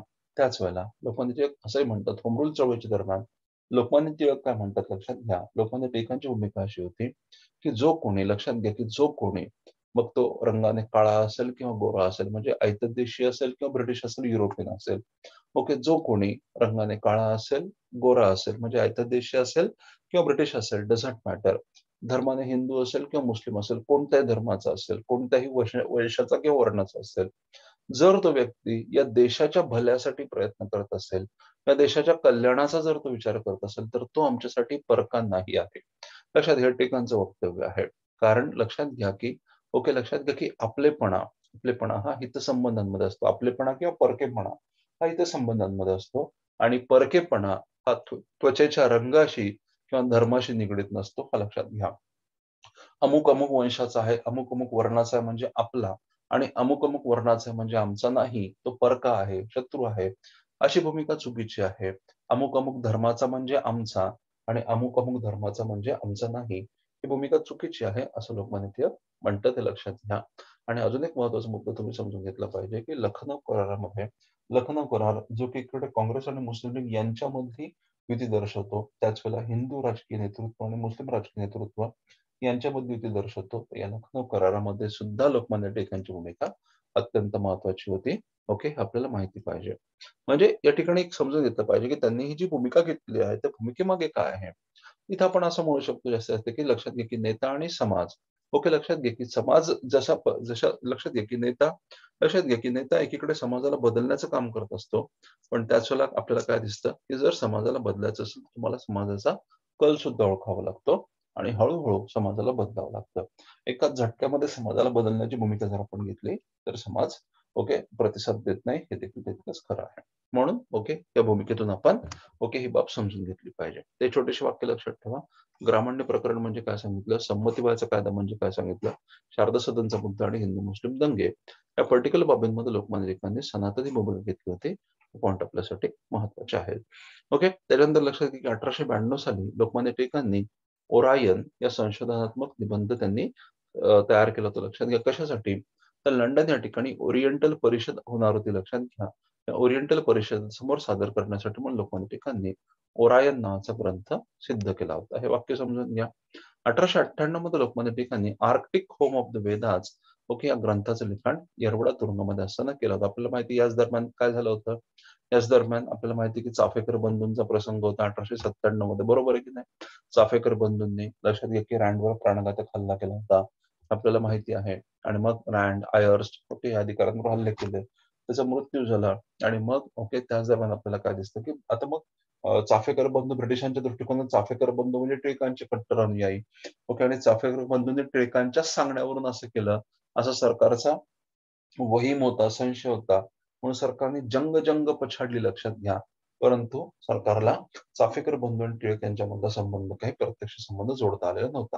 हा प्रश्न एक्झाम मध्ये आलाय बरं का. लोकमान्य टिळकांचे खालीलपैकी कोण अनुयायी होते, आणि त्याच्यामध्ये चाफेकर बंधू हा एक पर्याय होता. तो तुम्हाला बरोबर आहे की नाही हे ओळखायला सांगितलं होतं. एकदा क्वेश्चन बघा, मग तुमच्या लक्षात येईल. तर इथं आपल्याला काय दिसतं की चाफेकर बंधू आणि टिळक यांच्यामधला संबंध काही शासनाला जोडता आला नाही. म्हणून मग शासन थोडंसं एक फ्रस्ट्रेशन म्हणतो ना आपण त्याला, तशा प्रकारची कंडिशन आहे. पण त्याच वेळेला आपल्याला काय दिसतं, सरकारने जे आत्यंतिक दडपशाहीचं धोरण त्यांनी अवलंबलं होतं, प्लेगची साथ कमी करण्याच्या नावाखाली सरकारने जे आत्यंतिक दडपशाहीचं धोरण राबवलं होतं, त्याच्यामध्ये सामान्य लोकांवर अतोनात अन्याय अत्याचार करण्यात आले होते, त्यांचे हाल करण्यात आले होते. आणि त्याच्यामुळे लक्षात घ्या की क्रोधित होऊन लोकमान्य टिळकांनी, रोषित होऊन लोकमान्य टिळकांनी काही आर्टिकल्स लिहिले होते, हे लक्षात घ्या. आपल्याला माहिती आहे, राज्य करणे म्हणजे सूड उगवणे नव्हे. अशा प्रकारचे जे आर्टिकल्स लोकमान्य टिळकांनी लिहिले होते, त्यामुळे सरकारला हवं ते निमित्त प्राप्त झालं. आणि लक्षात घ्या की लोकमान्य टिळकांवर खटला दाखल केला होता आणि 18 महिन्यांसाठी त्यांना तुरुंगवास त्यांना ठोठावण्यात आला होता. आपण तुम्ही समजून घ्या आणि मग लक्षात घ्या. तर मग लोकमान्य टिळक तुरुंगामध्ये होते आणि तुरुंगामध्ये असताना लोकमान्य टिळकांनी काय केलं होतं, तर Arctic home in the Vedas नावाचं पुस्तक त्यांनी लिहिलं होतं. हे पॉइंट आपल्यासाठी महत्वाचं लक्षात घ्या. मग या पुस्तकामध्ये लोकमान्य टिळकांनी एक सिद्धांत मांडलेला आहे. हा सिद्धांत काय होता, हा सिद्धांत आपल्यासाठी महत्वाचा आहे. या पर्टिक्युलर पुस्तकानुसार लोकमान्य टिळकांनी आर्य उगम जो आहे, लक्षात घ्या, आर्य उगमाचा सिद्धांत त्यांनी मांडलेला आहे. आणि लोकमान्य टिळकांच्या मते आर्यांचा उगम हा कुठं आहे, लोकमान्य टिळकांच्या मते आर्यांचा उगम हा आर्क्टिक खंडामध्ये, म्हणजेच उत्तर ध्रुव, आपण ज्याला नॉर्थ पोल असं म्हणतो ना, नॉर्थ पोल मध्ये आहे असं त्यांचं म्हणणं होतं. आता इथे एक फार मोठा डिबेट आहे, लक्षात घ्या, भारतीय इतिहासामधला फार फार मोठा आणि महत्वाचा डिबेट आहे. तो डिबेट म्हणजे लक्षात घ्या की आर्य लोकांचं मूळ स्थान नेमकं काय होतं, हा पॉईंट आपल्यासाठी महत्वाचा आहे.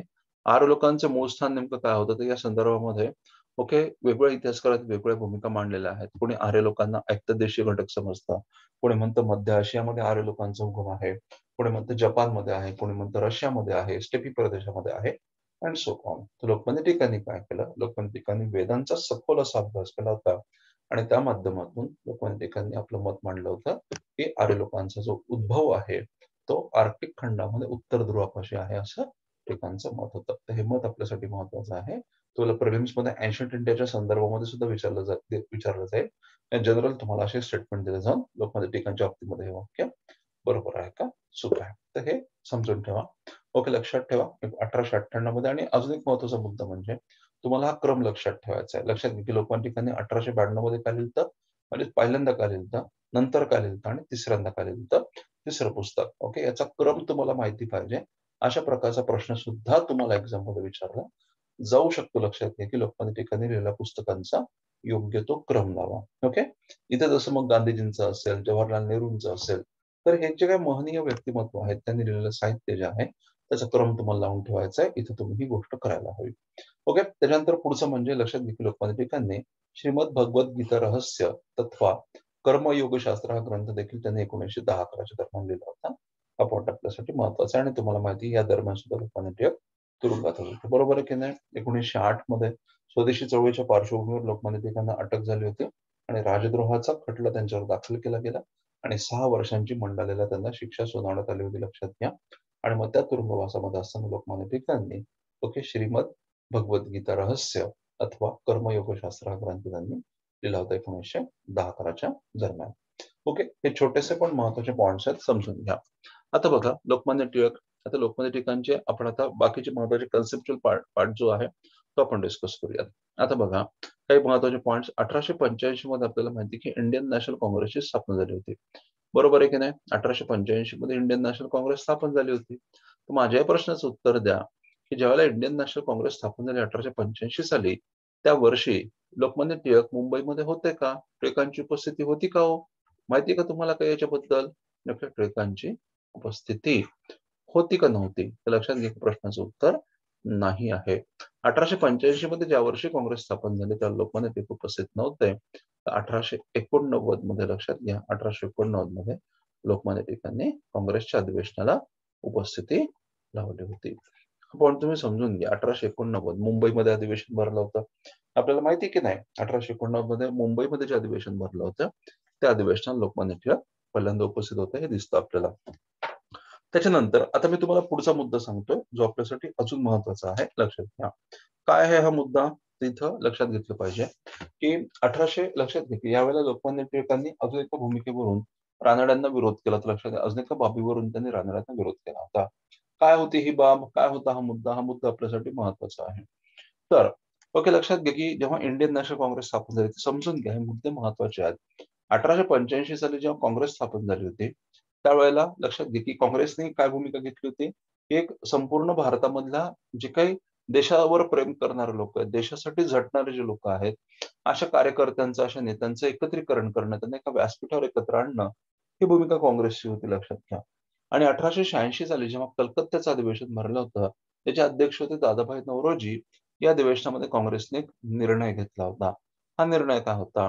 की काँग्रेस एक लक्षात घ्या की काँग्रेस आपली राजकीय गाऱ्हाणं सरकारसमोर मांडण्यासाठी म्हणून स्थापन झालेली संघटना आहे आणि म्हणून काँग्रेसच्या व्यासपीठावर सामाजिक प्रश्नांची चर्चा केली जाणार नाही. अशा प्रकारचा एक निर्णय 1886 साली काँग्रेसने घेतला होता. आणि त्यावेळेला लक्षात घ्या की रानड्यांसारखे जे नेते होते त्यांना असं वाटलं की काँग्रेसचं व्यासपीठ किंवा काँग्रेसचं हे जे निमित्त आहे, काँग्रेसच्या निमित्तानं काय होतंय देशभरामध्ये लक्षात घ्या, काँग्रेसच्या निमित्तानं देशभरामध्ये राजकीय कार्यकर्ते किंवा देशासाठी, या देशामधल्या समाजासाठी झटणारे कार्यकर्ते ओके वर्षातून एकदा एकत्र येतात. ओके आणि मग हे लोक लक्षात घ्या की हे लोक राजकीय मुद्द्यांची चर्चा करतात तशी सामाजिक मुद्द्यांची देखील चर्चा करू शकतात. कारण देशभरामधल्या ओके महत्वाच्या मुद्द्यांची चर्चा करायची आणि नंतर आपापल्या प्रदेशामध्ये परत जायचं आणि आपापल्या भागामधल्या लोकांना हा संदेश द्यायचा, यासाठी एक उत्तम प्लॅटफॉर्म आहे. परंतु काँग्रेसने निर्णय घेतलेला आहे आणि स्वतःवर एक बंधन त्यांनी टाकलं, लक्षात घ्या. हे बंधन काय होतं? हे बंधन होतं की आपण सामाजिक मुद्द्यांची चर्चा करायची नाही. मग ही गोष्ट रानडेसारख्या जे नेते होते, लक्षात घ्या, रानडेंसारख्या नेत्यांना ही बाब मान्य नव्हती आणि म्हणून रानडे यांनी ओके लक्षात घ्या की भारतीय राष्ट्रीय सामाजिक परिषद नावाची संघटना स्थापन केली होती. आणि यांची पद्धत काय होती? तर काँग्रेसचं अधिवेशन संपलं की त्याच ठिकाणी लक्षात घ्या भारतीय राष्ट्रीय सामाजिक परिषदेचं अधिवेशन भरवलं जायचं. मग त्या ठिकाणी हे नेते कार्यकर्ते सहभागी व्हायचे आणि मग ते आपापल्या गावी किंवा आपापल्या प्रदेशामध्ये परत जायचे. आता काँग्रेसचं लक्षात, काँग्रेस एक राजकीय संघटना आणि लक्षात घ्या की राष्ट्रीय सामाजिक परिषद एक सामाजिक संघटना. आता आपल्या टिळकांचं मत तर माहिती आहे, वेल नोन आहे, लक्षात घ्या की टिळकांचं मत आपल्याला माहिती आहे. टिळकांचं म्हणणं काय होतं? तर टिळकांचं म्हणणं होतं की सामाजिक मुद्दे आणि राजकीय मुद्दे यांची सरमिसळ केली जाऊ नये आणि त्याच्यावर टिळकांचं ठाम मत होतं की राजकीय मुद्द्यांना प्राधान्य दिलं पाहिजे, कारण राजकीय मुद्द्यांसाठी आपल्याला परकीयांसोबत झगडावं लागतं, लक्षात घ्या. बरोबर आहे ना? म्हणून आधी लक्षात घ्या की जे परके घटक आहेत त्यांच्याशी असणाऱ्या संघर्षावर भर देऊयात. त्यांच्याकडून आपण आपलं स्वातंत्र्य मिळवूयात. स्वातंत्र्य मिळालं म्हणजे काय होईल? स्वातंत्र्य मिळालं म्हणजे सत्तेचा अधिकार मिळेल आणि सत्तेचा अधिकार मिळाला म्हणजे काय? कायदे करण्याचा अधिकार मिळेल. मग लक्षात घ्या की आपण तो अधिकार मिळाल्यानंतर साहजिकच आपण आपल्याला सुटेबल म्हणजे आपल्या समाजासाठी योग्य अशा प्रकारचे नियम कानून निर्माण करू शकू. हे टिळकांची भूमिका आहे आणि म्हणून लोकमान्य टिळक पहिल्यांदा राजकीय सुधारणांच्या मुद्द्यावर भर देत होते. आणि म्हणून लक्षात घ्या की जेव्हा सामाजिक परिषदेचं अधिवेशन काँग्रेसला संलग्न असं भरवण्याची पद्धत सुरू झाली, तेव्हा या बाबीला लोकमान्य टिळकांनी विरोध केला होता. हा विरोध आपल्याला 1891च्या नागपूर अधिवेशनामध्ये दिसतो आणि त्याच्याला 1895 मध्ये जेव्हा पुण्यामध्ये अधिवेशन भरवण्यात आलं, लक्षात घ्या त्यावेळेला सुद्धा टिळकांच्या अनुयायांनी या बाबीला विरोध केला होता आणि म्हणून 1895 साली राष्ट्रीय सामाजिक परिषदेचं अधिवेशन लक्षात घ्या काँग्रेस सोबत भरवण्याची पद्धत जी आहे ती संपुष्टात आणली गेली होती. तुम्ही म्हणाल सर तुम्ही टिळकांबद्दल बोलत असताना राष्ट्रीय सामाजिक परिषदेबद्दल का बोलताय? याचं सिंपल रिझन आहे की टिळकांच्या अनुयायांनी राष्ट्रीय सामाजिक परिषदेचं अधिवेशन काँग्रेस सोबत भरवण्याला विरोध केला होता, म्हणून तुम्हाला सांगतोय. समजून घेतलं पाहिजे. त्याच्यानंतर पुढचा मुद्दा समजून घ्या की टिळकांनी याच दरम्यान अजून काही महत्वाच्या बाबी केल्या होत्या. ते म्हणजे आपल्याला माहिती की 1893-94 या कालावधी दरम्यान लक्षात घ्या की 1893-94 या कालावधी दरम्यान आपल्याला काय दिसतं, गणेशोत्सवाची सुरुवात झाली होती. आता इथं सगळ्या पुस्तकामध्ये आपल्याला काय दिसतं की 1994 मध्ये झाली होती. तर तुम्ही म्हणाल सर तुम्ही 93-94 असा वेग का सांगताय? सिंपल रिझन आहे. 1893 मध्ये लक्षात घ्या की गणेशोत्सव हा सुरू झाला होता, परंतु कसा होता एकदम छोट्या स्केलवर फार मर्यादित स्तरावर होता. म्हणजे पूर्ण सार्वजनिक स्वरूप असं आपण ज्याला म्हणतो ते काय प्राप्त झालं नव्हतं.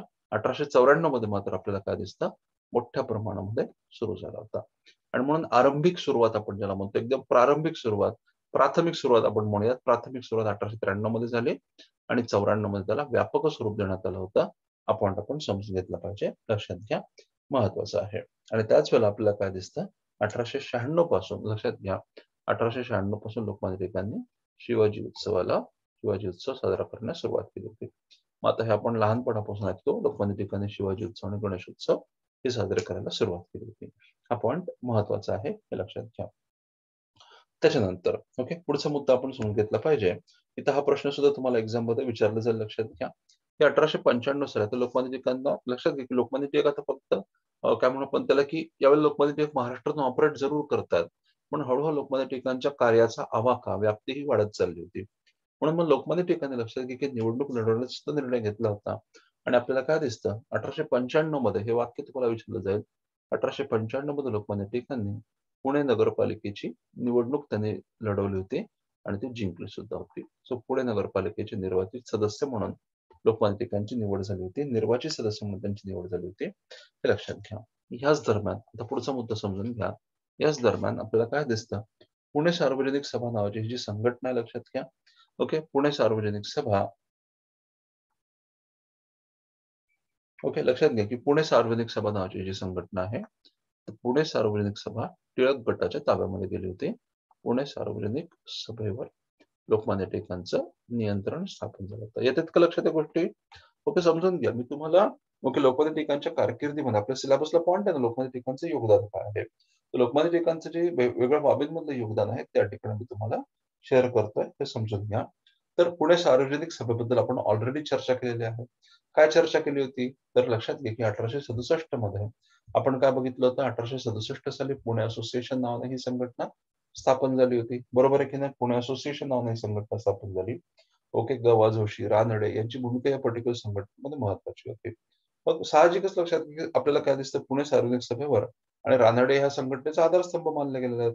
म्हणजे रानडे यांचे सहकारी अनुयायी यांचा प्रभाव पुणे सार्वजनिक सभेवर मोठ्या प्रमाणामध्ये होता, हे समजून घ्या.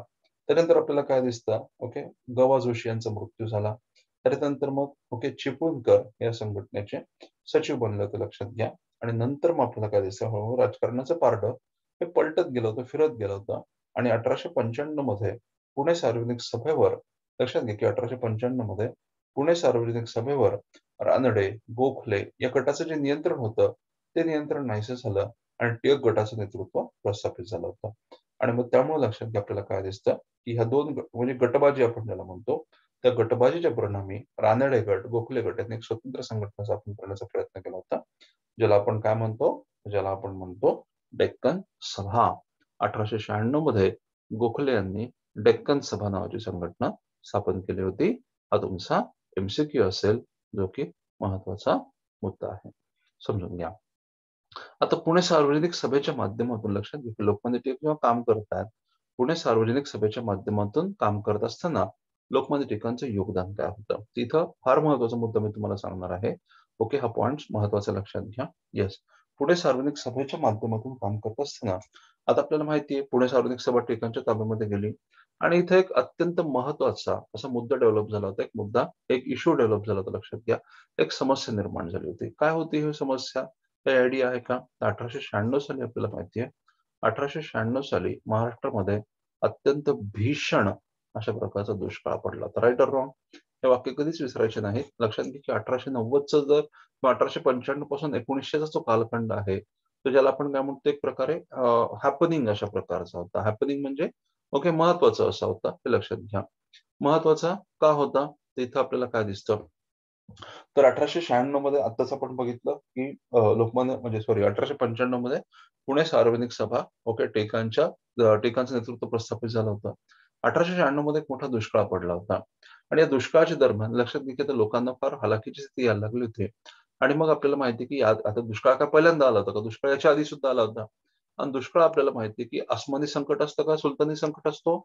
दुष्काळ म्हणजे काय असतं? आसमानी का सुलतानी? तर लक्षात घ्या आसमानी सुलतानी म्हणजे काय? तुम्ही हा प्रश्न विचाराल, "सर तुम्ही म्हणताय पण आम्हाला आसमानी सुलतानी काय असतात ते तर सांगा आधी." एक लक्षात घ्या, एक आपल्यामध्ये म्हणण्याची एक पद्धत आहे लक्षात घ्या. आसमानी संकट आणि सुलतानी संकट. ओके. आसमानी संकट काय असतं? ज्याला आपण नैसर्गिक आपत्ती आपण ज्याला म्हणूया ना लक्षात घ्या. ओके, लक्षात घ्या, की नैसर्गिक आपत्ती आपण त्याला काय म्हणतो? आसमानी संकट असं म्हणतो. आणि सुलतानी संकट म्हणजे काय? शासनाने जे काही निर्णय घेतले असतील, शासनाची जे काही धोरणं असतील, त्याचे नकारात्मक जे निर्णय चुकले समजा, त्याचे जे नकारात्मक परिणाम समाजावर निर्माण होतात, त्याला आपण सुलतानी संकट असं म्हणतो. आता मग मला सांगा दुष्काळ हे कशा प्रकारचं संकट आहे? दुष्काळ ऑफ कोर्स ओके, काय म्हणू आपण त्याला, की निसर्गजन्य बदलांमुळे ह्या गोष्टी घडतात आणि त्यासाठी आपल्या शासनाला जबाबदार धरता येतं ना. दुष्काळ शासनामुळे पडला, असं तर म्हणू शकत नाही ना आपण. सरकारने दुष्काळ पाडला, असं थोडीच म्हणू शकतो. लक्षात घ्या, की दुष्काळ जो आहे तो आसमानी संकट आहे, हे मान्य करूया. पण आता हा विचार करा, की दुष्काळासारखी नैसर्गिक आपत्ती आली असताना लोकांना दिलासा देण्याचं काम तर सरकार करू शकते की नाही? त्यावर्षी करांमधून सुटका द्या, लोकांसाठी म्हणजे गुरांसाठी चारा छावण्या तुम्ही स्थापन करा. लोकांना स्वस्त धान्य कसं लक्षात घ्या, की मिळेल याचा तुम्ही प्रयत्न करा. दिलासा द्या लोकांना. लोकांना रोजगार उपलब्ध होण्यासाठी तुम्ही सार्वजनिक कामं सुरू करा. हे तर सरकार निश्चितपणे करू शकतं. कारण सरकारकडे रिसोर्सेस सुद्धा असतात. ओके. सरकारकडे तेवढी क्षमता असते. मग सरकारने ते केलं पाहिजे. सार्वजनिक कामं सुरू केली पाहिजेत. स्वस्तमध्ये धान्य पुरवण्याचा प्रयत्न केला पाहिजे. त्याच्यानंतर चारा शाळा स्थापन केल्या पाहिजेत किंवा गुरांना चारा मिळेल यासाठी त्यांनी प्रयत्न करायला पाहिजेत. तर हे सरकार करू शकतं. पण त्यासाठी काय हवंय? त्यासाठी हवी आहे इच्छाशक्ती, जी की या ब्रिटिशांकडे नव्हती. त्याचं सिंपल रिझन लक्षात घ्या, की जर या गोष्टींसाठी भारतामध्ये पैसा खर्चला, तर इंग्लंडमध्ये काय नेणार? त्यांना इंग्लंडमध्ये न्यायचा होता ना पैसा. म्हणून मग ब्रिटिश सरकार काय करायचं? अशा बाबी जर भारताच्या बाबतीत सपशेल दुर्लक्ष केलं जायचं लक्षात घ्या. बिलकुल या गोष्टींकडे लक्ष दिलं जायचं नाही. आणि त्याच्यामुळे लोकांना फार मोठ्या प्रमाणामध्ये हालापेष्टाचा सामना करावा लागायचा. तर साहजिकच ब्रिटिशांच्या या धोरणांवर मोठ्या प्रमाणामध्ये टीका सुद्धा व्हायची. भारतामध्ये सुद्धा टीका व्हायची. मग ब्रिटिशांवर दबाव निर्माण झाला. लक्षात घ्या की ब्रिटिशांनी एक दुष्काळ संहिता आपण ज्याला म्हणतो, फेमाईन कोड. ओके, ब्रिटिशांनी काय केलं होतं? फेमाईन कोड जारी केला होता. त्याला मराठीमध्ये आपण म्हणतो दुष्काळ संहिता. तर ब्रिटिशांनी दुष्काळ संहिता तयार केली लक्षात घ्या. आता दुष्काळ संहिता कशासाठी आहे? तर दुष्काळ संहिता म्हणजे एक प्रकारची मार्गदर्शन पत्रिका म्हणून आपण त्याला. दुष्काळासारखी परिस्थिती उद्भवली तर शासन काय-काय करणार? लोकांनी काय-काय केलं पाहिजे? त्याला रिस्पॉन्स कसा दिला पाहिजे? रिएक्ट कसं केलं पाहिजे? तर यासारख्या ज्या बाबी आहेत त्या दुष्काळ संहितेमध्ये त्या ठिकाणी नमूद केल्या जायच्या. म्हणजे सरकारकडून लोकांना काय मिळू शकतं? ओके, अशा प्रकारचं एक मार्गदर्शन त्यामध्ये असेल. पण मुद्दा असा लक्षात घ्या, की ही जी दुष्काळ संहिता होती, ही छापलेली होती इंग्रजीमध्ये आणि आमचं इंग्लिश तर खूप छान असतं, बरोबर आहे की नाही? ओके. आमचं इंग्लिश खूप चांगलं आहे. भारतामध्ये लोकांचं इंग्रजी खूप चांगलं आहे म्हणून आपण दूर-दूर पळतो इंग्रजीपासून. मग आता लक्षात घे, की आता ही दुष्काळ संहिता होती इंग्रजीमध्ये. लोकांना थोडीच कळणार आहे. सुशिक्षित लोकांना कळत नाही. गरीब शेतकरी, अडाणी शेतकरी त्यांचा तर मुद्दाच सोडून द्या. आणि त्याच्यामुळे साहजिक लक्षात घे, की आमचे हक्क काय आहेत? आम्हाला काय भेटू शकतं हे कसं कळेल? म्हणून मग आता लक्षात घ्या, एवढं सविस्तर का सांगितलं? तर ह्या ठिकाणी आपल्याला दिसतं पुणे सार्वजनिक सभेची भूमिका जी की लोकमान्य टिळकांच्या नेतृत्वाखाली आहे. तर या ठिकाणी काय दिसतं आपल्याला लोकमान्य टिळकांनी पुढाकार घेऊन पुणे सार्वजनिक सभेच्या माध्यमातून ही जी दुष्काळ संहिता आहे, त्या दुष्काळ संहितेच्या मराठीमध्ये प्रती त्यांनी तयार करून घेतल्या आणि त्या सर्व लोकांमध्ये वाटल्या होत्या लक्षात घ्या आणि त्याचं जाहीर गावोगाव वाचन करण्यात आलं, जेणेकरून लोकांना समजावं अशा पर्टिक्युलर परिस्थितीमध्ये त्यांना काय सवलती मिळू शकतात आणि त्यासाठी लोकांनी ओके लक्षात घ्या, की प्रोत्साहित व्हावं, प्रेरित व्हावं आणि सरकारकडे मागण्या कराव्यात सरकारवर दबाव निर्माण व्हावा यासाठी प्रयत्न लोकांनी ठिकाणी केला होता. आणि हे नक्कीच अभिनव अशा स्वरूपाचं एक चळवळ होती किंवा अभिनव स्वरूपाचा प्रयत्न होता असं आपल्याला दिसून येतं. कारण या ठिकाणी जनतेला उभं करून लक्षात घ्या की जनतेच्या माध्यमातून त्यांच्यामध्ये जागृती घडवून आणून जनतेच्या माध्यमातून सरकारवर दबाव निर्माण करण्याची ही जी नीती होती ही निश्चितच स्पृहणीय अशा प्रकारची होती.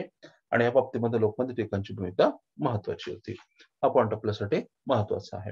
त्याच्यानंतर आपल्याला माहिती आहे रँडचं प्रकरण म्हणजे इथं लक्षात घ्या की अशा पद्धतीने लोकमान्य टिळकांनी ब्रिटिश सरकारला एक एक प्रत्येक टप्प्यावर ब्रिटिश सरकारची त्यांनी जी काही त्रुटी होत्या, ब्रिटिश सरकारच्या ज्या काही मर्यादा आहेत त्या समोर आणण्याचा प्रयत्न त्यांनी केलेला आपल्याला दिसून येतं. त्याच वेळेला मग आपल्याला माहिती आहे की प्लेगचं प्रकरण उद्भवलं होतं. प्लेग हा संसर्गजन्य आजार आहे आणि त्यामुळे लक्षात त्याच्यावर नियंत्रण प्रस्थापित करण्यासाठी ज्या व्यक्तीला हा आजार झालेला आहे त्याला इतर समाजापासून वेगळं करणं हे भाग होतं. त्याच्यामुळे सरकारने जे या बाबतीमध्ये जे केलं त्याला आपण चूक तर म्हणता येणार नाही. पण ज्या पद्धतीनं त्यांनी केलं ती पद्धत मात्र जरूर चूक होती लक्षात घ्या. तर सरकारने या ठिकाणी अतिरेकी अशा प्रकारचं किंवा अतिरेकी म्हणण्यापेक्षा आपण म्हणूयात की अत्याचारी अशा प्रकारची वागणूक केली. अत्याचारी हा जास्त योग्य शब्द आपण म्हणूयात. अत्याचारी अशा प्रकारची वागणूक केली. लोकांना विश्वासात न घेता, त्यांना समजावून न सांगता जोर जबरदस्ती केली गेली. लोकांच्या प्रथा परंपरांचा सन्मान नाही केला. स्त्रियांच्या घरामधल्या स्त्रियांच्या अस्तित्वाची दखल नाही घेतली. या सगळ्या बाबींमुळे समाजामध्ये एक रोष होता लक्षात घ्या.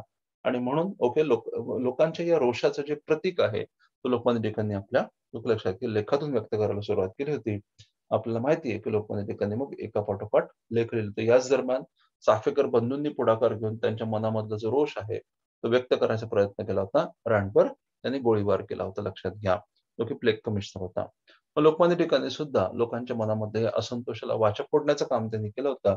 लोकमान्य टिळकांनी आर्टिकल्स लिहिले होते. आर्टिकल्स काय लिहिले होते? सरकारचे डोके ठिकाणावर आहे का? हे तर आपल्याला माहिती आहे. फार फेमस आर्टिकल आहे लोकमान्य टिळकांचं. तर सरकारचे डोके ठिकाणावर आहे का? हे आर्टिकल लोकमान्य टिळकांनी प्लेगच्या पार्श्वभूमीवर लिहिलं होतं समजून घ्या. प्लेगचा जो प्रसंग होता मी सिंपल म्हणेन प्लेगची पार्श्वभूमी. या पार्श्वभूमीवर लोकमान्य टिळकांनी हे वाक्य तुम्हाला एक्झाम मध्ये येतील बरं का. आणि अशा प्रकारचे प्रश्न आलेले आहेत एक्झाम मध्ये. प्लेगची पार्श्वभूमी. त्या संदर्भामध्ये लोकमान्य टिळकांनी काय लिहिलं होतं? सरकारचे डोके ठिकाणावर आहे का? आपल्याला माहिती या दरम्यान लोकमान्य टिळकांनी केसरी आलाय का हो? तर केसरीचं नियंत्रण लोकमान्य टिळकांकडे आधीच आलेलं होतं. समाज सुधारणांच्या मुद्द्यांवरून लक्षात घे की जेव्हा आगरकर आणि टिळक यांच्यामध्ये मतभेद उत्पन्न व्हायला लागले होते तेव्हा आगरकरांनी माघार घेतली होती असं आपल्याला दिसतं आणि केसरी मराठा दोन्हीचं नियंत्रण आता टिळकांकडे आलेलं आहे. तर मग लोकमान्य टिळकांनी आर्टिकल लिहिले होते प्लेगच्या पार्श्वभूमीवर. तो जो प्रसंग घडला होता त्याच्या पार्श्वभूमीवर सरकारचे डोके ठिकाणावर आहे का? राज्य करणे म्हणजे सूड उगवणे नव्हे. बरोबर आहे की नाही? राज्य करणे म्हणजे सूड उगवणे नव्हे. म्हणजे सरकार एक प्रकारे सुडाची वागणूक देत आहे. आम्ही शत्रू आहोत अशा प्रकारची सरकारची जी वागणी आहे उगवणे नव्हे. सरकारची वागणूक चुकीची असं लोकमान्य टिळक म्हणतात. आणि त्याच लोकमान्य टिळक म्हणतात राजद्रोह कशाला म्हणतात? कारण आपल्याला माहितीये सरकारने मात्र लोकमान्य टिळकांवर राजद्रोहाचा खटला भरून त्यांना तुरुंगात टाकण्याची तयारी दाखवली होती. आणि सरकारने जसं केलं सुद्धा लक्षात घ्या. लोकमान्य टिळकांना खटला भरला गेला आणि 18 महिन्यांसाठी त्यांना तुरुंगात अडकवण्यात आलं होतं. हे मुद्दे समजून घ्या. लोकमान्य टिळक 18 महिन्यांसाठी गेले तुरुंगामध्ये. तुरुंगातून परत आले 18 महिन्यानंतर. लोकमान्य टिळकांनी एक आर्टिकल लिहिलं होतं. त्या आर्टिकलचं टायटल काय? हे वाक्य तुम्हाला खूप महत्वाचे आहेत. एक्झाम मध्ये विचारले जाते लोकमान्य टिळकांचे आर्टिकल्स आणि आतापर्यंत बऱ्याचदा प्रश्न विचारलेले आहेत. लोकमान्य टिळकांचे इतर महनीय व्यक्तींनी वृत्तपत्रामध्ये लिहिलेले लेख आणि तुम्ही बघितलं असेल या वर्षीचे मेन्स पेपर असेल किंवा तुम्ही कोणती म्हणता ना की तुम्ही लक्षात घ्या की काही एमपीएससी ची कुठली परीक्षा असू द्या त्याच्यामध्ये काही ज्या बाबी असतात ना त्या टिपिकल असतात आणि त्या येतात म्हणजे येतातच. या बाबी कोणत्या? महत्वाचे वृत्तपत्र, त्या वृत्तपत्रांचे संपादक, त्या वृत्तपत्राच्या स्थापनेचं वर्ष असेल किंवा त्या वृत्तपत्रामध्ये महत्वाचे लेख विशेषतः लोकमान्य टिळकांच्या बाबतीमध्ये त्या लेखांचे टायटल टाकले जातात आणि विचारलं जातं त्यांचा क्रम लावा किंवा कोणत्या कालावधीमध्ये लिहिलं होतं, कोणतं वाक्य बरोबर आहे, चूक आहे. अशा प्रकारचे आर्टिकल लोकमान्य टिळकांच्या बाबतीमध्ये विचारले जातात. तो 1897 मध्ये लक्षात घ्या प्लेगच्या पार्श्वभूमीवर लोकमान्य टिळकांनी रँडची हत्या जी झाली होती त्या संपूर्ण प्रसंगाच्या पार्श्वभूमीवर लोकमान्य टिळकांनी सरकारच्या डोक्यात ठिकाणावर आहे का? राज्य करणे म्हणजे सूड उगवणे नव्हे आणि राजद्रोह कशाला म्हणतात हे आर्टिकल लिहिलंय. त्या परिणामी लोकमान्य टिळकांवर खटला दाखल केला गेला. त्यांना तुरुंगात टाकलं गेलं. 18 महिन्यानंतर लोकमान्य टिळक परत आले आणि परत आल्यानंतर मग लोकमान्य टिळकांनी आर्टिकल लिहिलं होता. त्या आर्टिकलचं टायटल काय होतं? आता तरी सांगा, तेव्हापासून वाट बघायला मी.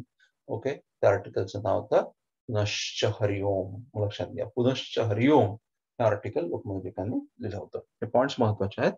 ओके, लक्षात घ्या. आणि त्याच्यानंतर आपल्याला काय दिसतं, आता पुन्हा एकदा टिळकांच्या नेतृत्वाखाली पुन्हा एकदा तर राजकारण, ओके, राजकारणाला एक नव ऊर्जा आपण ज्याला म्हणतो, नवोन्मेष, नवीन ऊर्जा प्राप्त झाली.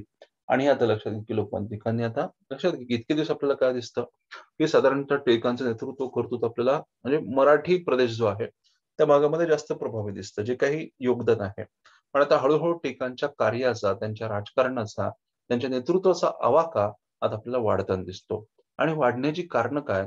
तर देशामध्ये विविध ठिकाणी लक्षात घ्या की आता जहाल नेतृत्व उदयाला येतंय आणि हे जहाल नेतृत्व आहे लोकमान्य टिळकांच्या विचारांना आपलं मानतंय, लोकमान्य टिळकांच्या नेतृत्वाला आपलं नेतृत्व मानतंय. एक छोटंसं उदाहरण मी तुम्हाला देतो.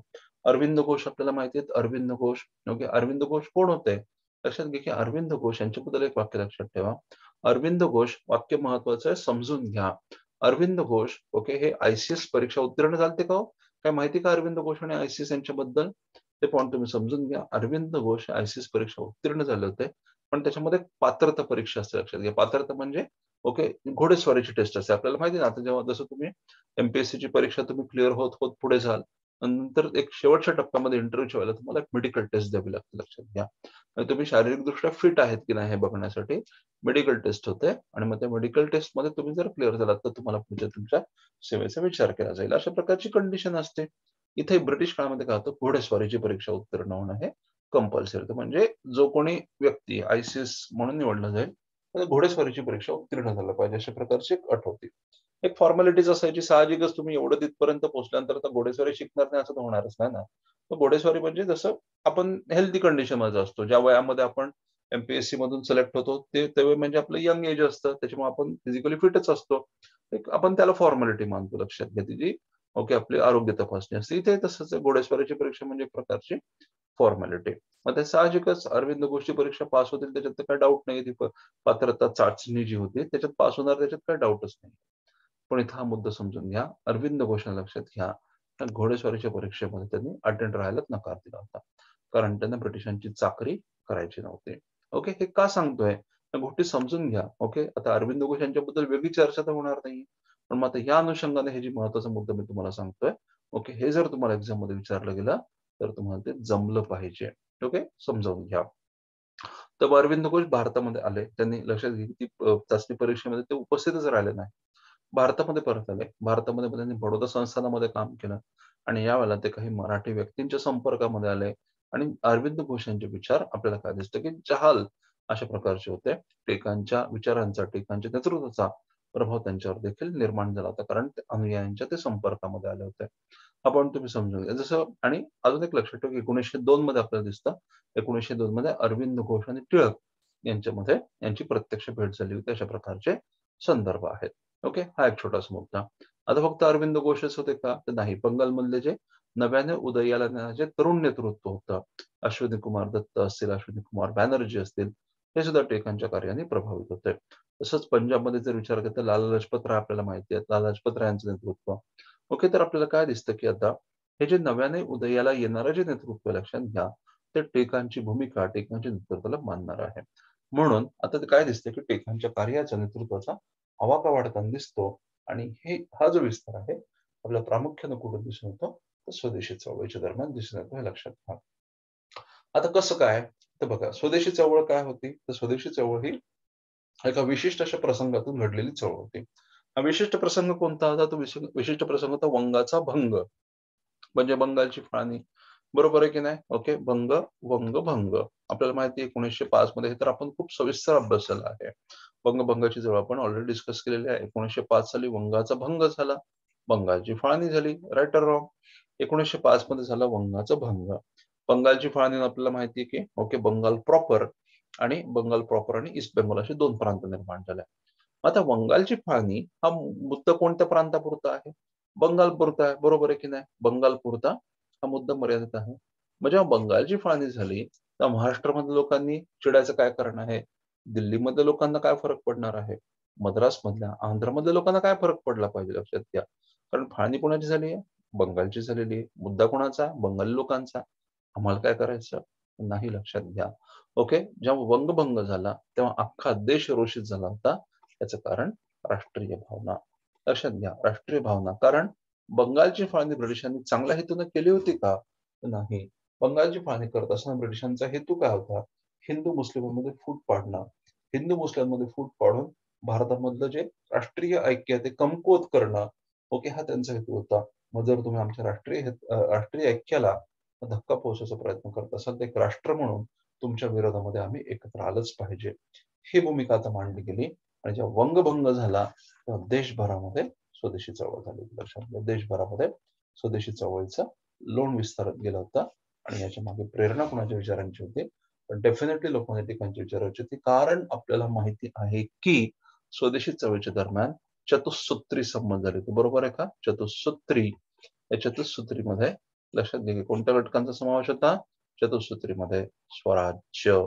चतुसूत्रीमध्ये लक्षात घ्या की स्वराज्य, राष्ट्रीय शिक्षण, स्वराज्य, राष्ट्रीय शिक्षण, त्यानंतर स्वदेशी आणि बहिष्कार.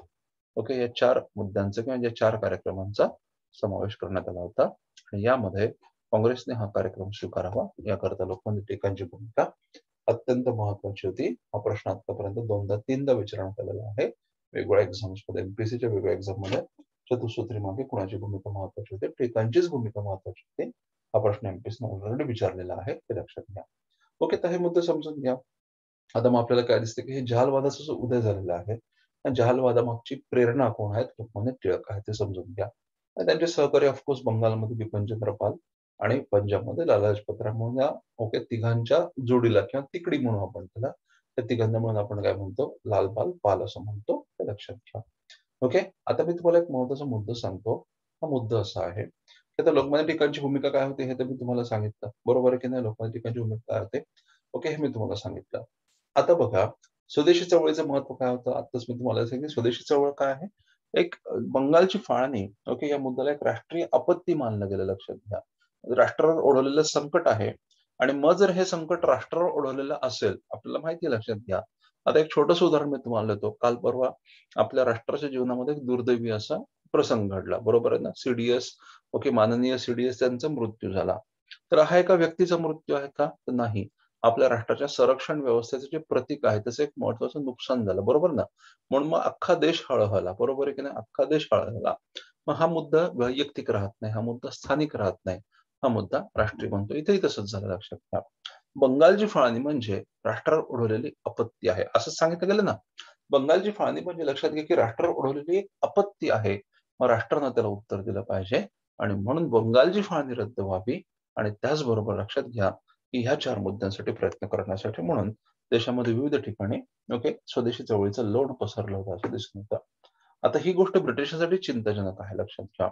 ब्रिटिशांसाठी ही गोष्ट कशी आहे? चिंताजनक आहे. का चिंताजनक आहे? कारण ब्रिटिशांना 1857 दडपल्यानंतर ब्रिटिशांना लय रिलॅक्स आहेत. ब्रिटिशांना काय वाटतंय, आता काही टेन्शन नाही.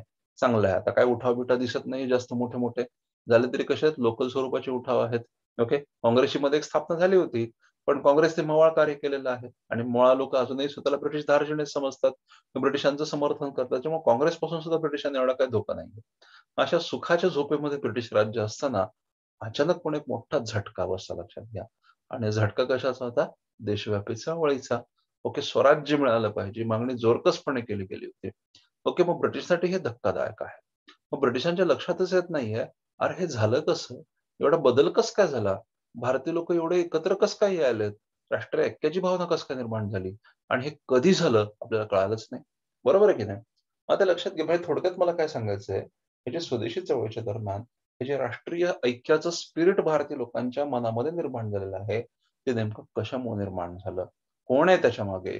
ते जाणून घेण्यासाठी म्हणून लक्षात घ्या, एक ब्रिटिश पत्रकार भारतामध्ये आला होता आणि त्याचं नाव होतं व्हॅलेंटाईन चिरोल. बघा, ओके. काय सांगतोय? काळजीपूर्वक ऐका. स्वदेशी चळवळ नेमकी सुरू का झाली होती? ओके. त्याच्या मागची कारणं काय आहेत? स्वदेशी चळवळीमधलं जे राष्ट्रीय ऐक्याची जी प्रेरणा दाखवली गेली होती, लक्षात घ्या. त्याच्या मागे नेमकी कुणाची भूमिका आहे? कशाची भूमिका आहे? हे जाणून घेण्यासाठी म्हणून एक ब्रिटिश पत्रकार भारतामध्ये आला होता. त्या ब्रिटिश पत्रकाराचं नाव होतं व्हॅलेंटाईन चिरोल.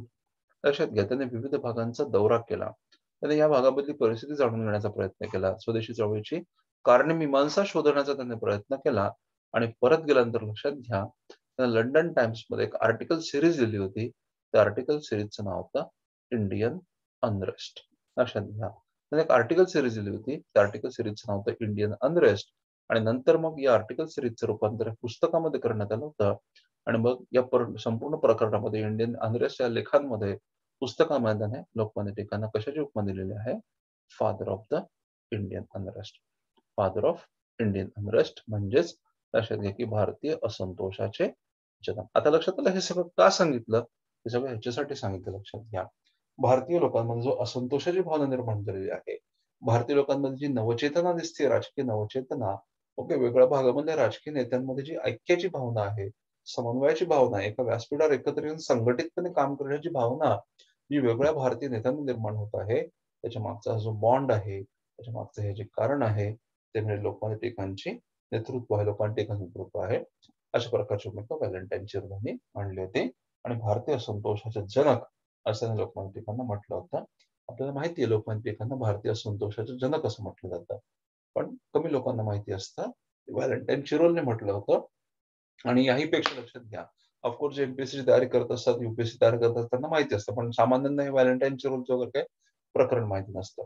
आणि त्याही पेक्षा अजून महत्वाचं म्हणजे ते नेमक्या कोणत्या पार्श्वभूमीवर म्हटलं होतं हे मात्र कोणालाच माहिती नसतं, लक्षात घ्या. मग ते तयारी करणाऱ्या पोरांना सुद्धा त्याची फारशी कल्पना नसते, हा माझा आतापर्यंतचा अनुभव आहे.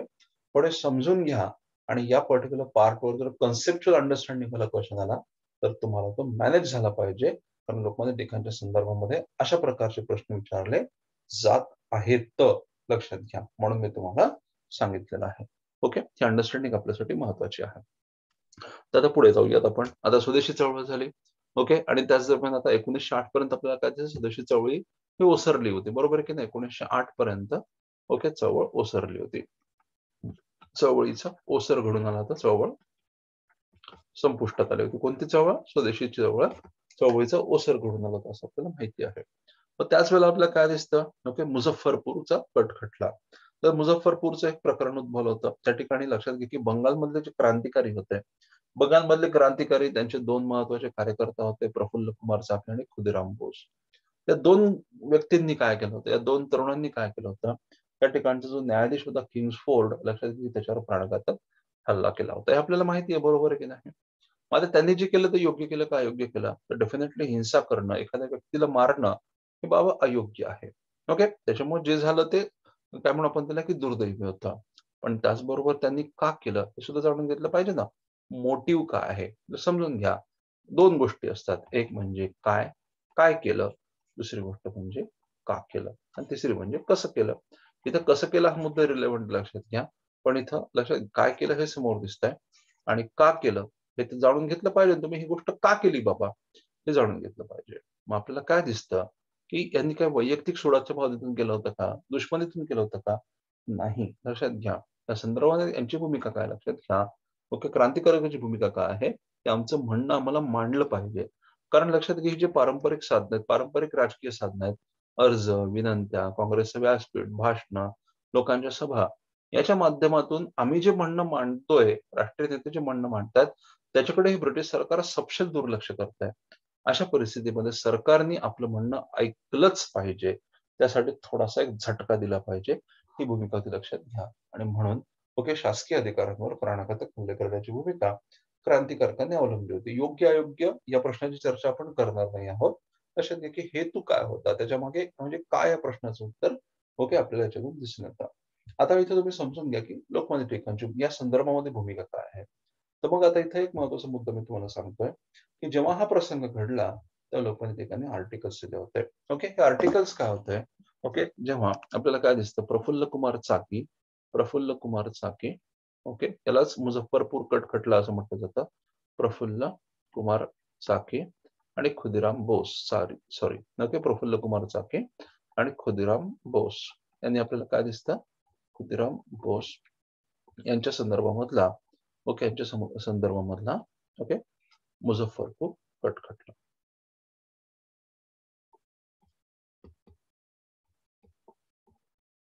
कट खटला ओके, आपल्यासाठी महत्वाचा आहे. मग या पर्टिक्युलर खटल्याच्या संदर्भामध्ये अनुषंगाने लोकमान्य टिळकांनी आर्टिकल्स लिहिले होते. आर्टिकल्स काय लिहिले होते, देशाचे दुर्दैव, देशाचे दुर्दैव. त्याच लोकमान्य टिळक अजून एक आर्टिकल लिहितात, हे उपाय टिकाऊ नव्हेत. हे उपाय टिकाऊ नव्हेत. आता ठीक आहे. ओके. आता काय आहे देशाचं दुर्दैव? ओके. लोकमान्य टिळकांचा नेमकं काय अभिप्रेत आहे? जे लोकमान्य टिळक देशाचं दुर्दैव असं आर्टिकल लिहितात, हा प्रश्न तुमचा प्रिव्हियस इयर क्वेश्चन आहे. मेन्समध्ये विचारला होता. लक्षात घ्या की लोकमान्य टिळकांनी या पर्टिक्युलर प्रसंगी कोणत्या आर्टिकल लिहिले होते? हा प्रश्न ऑलरेडी एक्झाममध्ये आलेला आहे. लक्षात घ्या. ओके. तर हा पॉइंट महत्त्वाचा आहे. तो लोकमान्य टिळक लक्षात घ्या की देशाचे दुर्दैव हा लेख लिहितात. ओके. या लेखामध्ये लोकमान्य टिळक काय म्हणतात? तर डेफिनेटली आपल्याला एक असं इम्प्रेशन आहे, की लोकमान्य टिळकांनी कदाचित क्रांतिकारकांच्या कृत्याचं समर्थन केलं असेल. नाही. लक्षात घ्या की उलट लोकमान्य टिळक उलट बोलतात. काय म्हणतात लोकमान्य टिळक? की आमच्या देशामधला जो तरुण आहे लक्षात घ्या की तो आता जागा झालेला आहे, जागृत आहे. आपल्या देशाच्या विकासामध्ये काही ना काही भूमिका बजावण्याचं महत्वाकांक्षा त्याच्यामध्ये आहे, इच्छा त्याच्यामध्ये आहे. एस्पिरेशन्स आपण ज्याला म्हणतो. आपल्या देशाच्या विकासामध्ये योगदान देण्याची एस्पिरेशन्स त्याच्यामध्ये लक्षात घ्या. त्याला राजकारणामध्ये यायचंय, त्याला प्रशासनामध्ये यायचंय आणि देशाच्या विकासाला, देश पुढे जाण्याला हातभार लावायचा आहे. म्हणून ब्रिटिशांच्या धोरणामुळं त्याला ही भूमिकाच पार पाडता येत नाही. कारण सगळ्या ठिकाणी गळचेपी केली जाते. ओके. राजकीय अधिकार नाहीये. प्रशासनामध्ये सुद्धा गळचेपी केली जाते. आयसीएस कुठं दिलं जात होतं भारतीय लोकांना. ना उद्योगधंदे करू दिले जात होते. म्हणजे लक्षात घ्या ब्रिटिशांची प्रत्येक धोरणं कशी होती, की भारतीय विरोधामध्ये आणि ब्रिटिश धार्जिणी अशी होती. आणि त्याच्यामुळे लक्षात घ्या, की भारतीय तरुणाला आपलं कर्तृत्व त्या ठिकाणी दाखवता येत नाही. म्हणून मग अशा परिस्थितीमध्ये निराशामय अवस्थेमध्ये लक्षात घ्या, मनाच्या त्या निराशामय फ्रस्ट्रेटेड अवस्थेमध्ये भारतीय तरुण अशा हिंसक गोष्टींकडे वळत आहेत. मग लक्षात घ्या, आमच्या देशामधली तरुणांची ऊर्जा जी देशाच्या विकासाकरता वापरली जाऊ शकते, ती अशा हिंसक गोष्टींकरता वापरली जातीये आणि त्यामुळे ती ऊर्जा सुद्धा वाया जातीये आणि तरुणांचं आयुष्य सुद्धा वाया जात आहे. आता साहजिकच लक्षात घ्या, की काय होणार आहे? एखाद्या व्यक्तीची हत्या केल्यानंतर तुम्हाला काय केलं जाईल? एक तर त्या ठिकाणी तुम्हाला मारलं जाईल किंवा तुम्हाला पकडून फाशी देऊन टाकलं जाईल, कटलं जाईल. हेच होणार आहे ना. मग लक्षात घ्या, की तो व्यक्ती जिवंत असला त्याने अजून किती मोठं योगदान दिलं असतं. पण दुर्दैवाने तसं घडत नाहीये आणि मग लक्षात घ्या, हेच देशाचं अत्यंत मोठं दुर्दैव आहे. अशा प्रकारची भूमिका लोकमान्य टिळकांनी मांडली होती. देशाचे दुर्दैव आर्टिकल लोकमान्य टिळक लिहितात हे समजून घ्या. आणि त्याच्यावर मग ब्रिटिश सरकारने जे काही थातुरमातुर उपाय केले होते, त्यावर टीका करत असताना लोकमान्य टिळक म्हणतात, की हे उपाय टिकाऊ नव्हेत. ओके. हा पॉइंट तुम्ही समजून घ्या. मग साहजिकच पुन्हा ब्रिटिशांना राग आला. असं कसं काय तुम्ही आमच्यावर टीका करू शकता? बरोबर आहे की नाही? सरकारला बहाणा पाहिजे. कारण की आत्ताच मी तुम्हाला सांगितलं, की टिळकांच्या नेतृत्वाखाली आपल्याला काय दिसतं? की चळवळ चांगलीच फोफावत चालली होती. बरोबर आहे की नाही? चळवळ फोफावत चालली होती. मग आता लोकमान्य टिळकांना तुरुंगाबाहेर ठेवणं किंवा बाहेर ठेवणं सरकारला धोकादायक वाटू लागलं होतं, हे लक्षात घ्या. म्हणून मग सरकारने काय केलं? सरकारने पुन्हा एकदा लक्षात घ्या, की लोकमान्य टिळकांवर राजद्रोहाचा खटला भरला आणि पुन्हा एकदा त्यांना तुरुंगात टाकलं गेलं. 6 वर्षांसाठी त्यांना मंडालेला पाठवून दिलं होतं, हे लक्षात घ्या. आणि याच दरम्यान आपण बघितलं लोकमान्य टिळकांनी याच दरम्यान त्यांच्या साहित्याची रचना केली. हे पॉइंट्स आपण ऑलरेडी बघितलेले आहेत. 1914 पर्यंत लोकमान्य टिळक तुरुंगामध्ये होते. 1914 मध्ये लोकमान्य टिळकांची सुटका झाली, लक्षात घ्या. 1914 मध्ये सुटका झाल्यानंतर मग आता लोकमान्य टिळक बाहेर आले आणि आता साहजिकच टिळकांसारखं व्यक्तिमत्व ओके लक्षात घ्या, की त्याचा चळवळ केल्याशिवाय थोडीच राहणार आहे. राजकीयदृष्ट्या ते पॉलिटिकली ऍक्टिव्ह होणारच आहेत ना. कारण ओके तोच टिळकांचा स्थायी भाव होता असं आपल्याला दिसून येतं. सो 1914 मध्ये ओके टिळकांची सुटका झाली. बरोबर आहे की नाही? आता चळवळ करायची, आपल्या राजकीय हक्कांची मागणी अधिक जोरकसपणे मांडायची. ओके, एकदा तुरुंगात टाकलं म्हणजे मागे थोडीच राहणार आहे आम्ही. आम्ही अजून तेवढा जोरकसपणे जोमानं मागणी करणार, कारण आमच्या त्या महत्वाकांक्षा काही कमी नाही झाल्या. ओके, हीच भूमिका आहे. मग आता लक्षात घ्या, की जर चळवळ करायची असेल तर संघटना हवी. संघटना म्हणजे काँग्रेस. काँग्रेस कुणाच्या ताब्यामध्ये होती? मवाळांच्या ताब्यामध्ये होती. म्हणून पहिल्या टप्प्यामध्ये लोकमान्य टिळकांनी लक्षात घ्या, की काँग्रेसमध्ये प्रवेशाचे प्रयत्न केले आणि त्याच दरम्यान आपल्याला काय दिसतंय, एक अत्यंत महत्वाची अशी जागतिक घडामोड सुरू झाली होती. ती जागतिक घडामोड म्हणजे पहिल्या महायुद्धाची सुरुवात. आणि लक्षात घ्या, की भारतामधलं जे राजकीय नेतृत्व आहे, बघा त्यांच्यासमोर एक संधी निर्माण झाली आहे. संधी का? लक्षात घ्या, की जेव्हा पहिलं महायुद्ध सुरू झालं, तेव्हा साहजिकच ते युद्ध लढण्यासाठी, जिंकण्यासाठी ब्रिटिशांना काय पाहिजे? अतिरिक्त बळ पाहिजे. हे बळ कशाचं आहे? हे बळ संपत्तीचं पाहिजे. हे बळ त्यांना मनुष्याचं सुद्धा पाहिजे. म्हणजे ब्रिटिशांना मनुष्यबळाची गरज आहे. ब्रिटिशांना संपत्ती बळाची गरज आहे. आणि आता ब्रिटिशांना भारतीय लोकांकडून अपेक्षा आहेत लक्षात घ्या, की भारतीय लोकांनी या गरजा पूर्ण कराव्यात. आता टिळकांसारख्या नेत्यांनी अशी भूमिका घेतली. ठीक आहे, हरकत नाही बाबा, ठीक आहे. ब्रिटिश नागरिक आहे, त्यांचं कर्तव्य आहे भारतीयांचं तुम्हाला युद्धामध्ये सहकार्य केलं पाहिजे. अशा प्रकारचं सहकार्य करायला आम्ही तयार देखील आहोत. पण याच्या आधी तुम्ही जसे गृहीत धरत होता, जसं अफगाण युद्धाच्या वेळेला काय झालं? भारतीय लोकांकडून पैसा घेतला गेला, भारतीय लोकांना सैन्य म्हणून वापरलं गेलं आणि अफगाण युद्ध लढली गेली.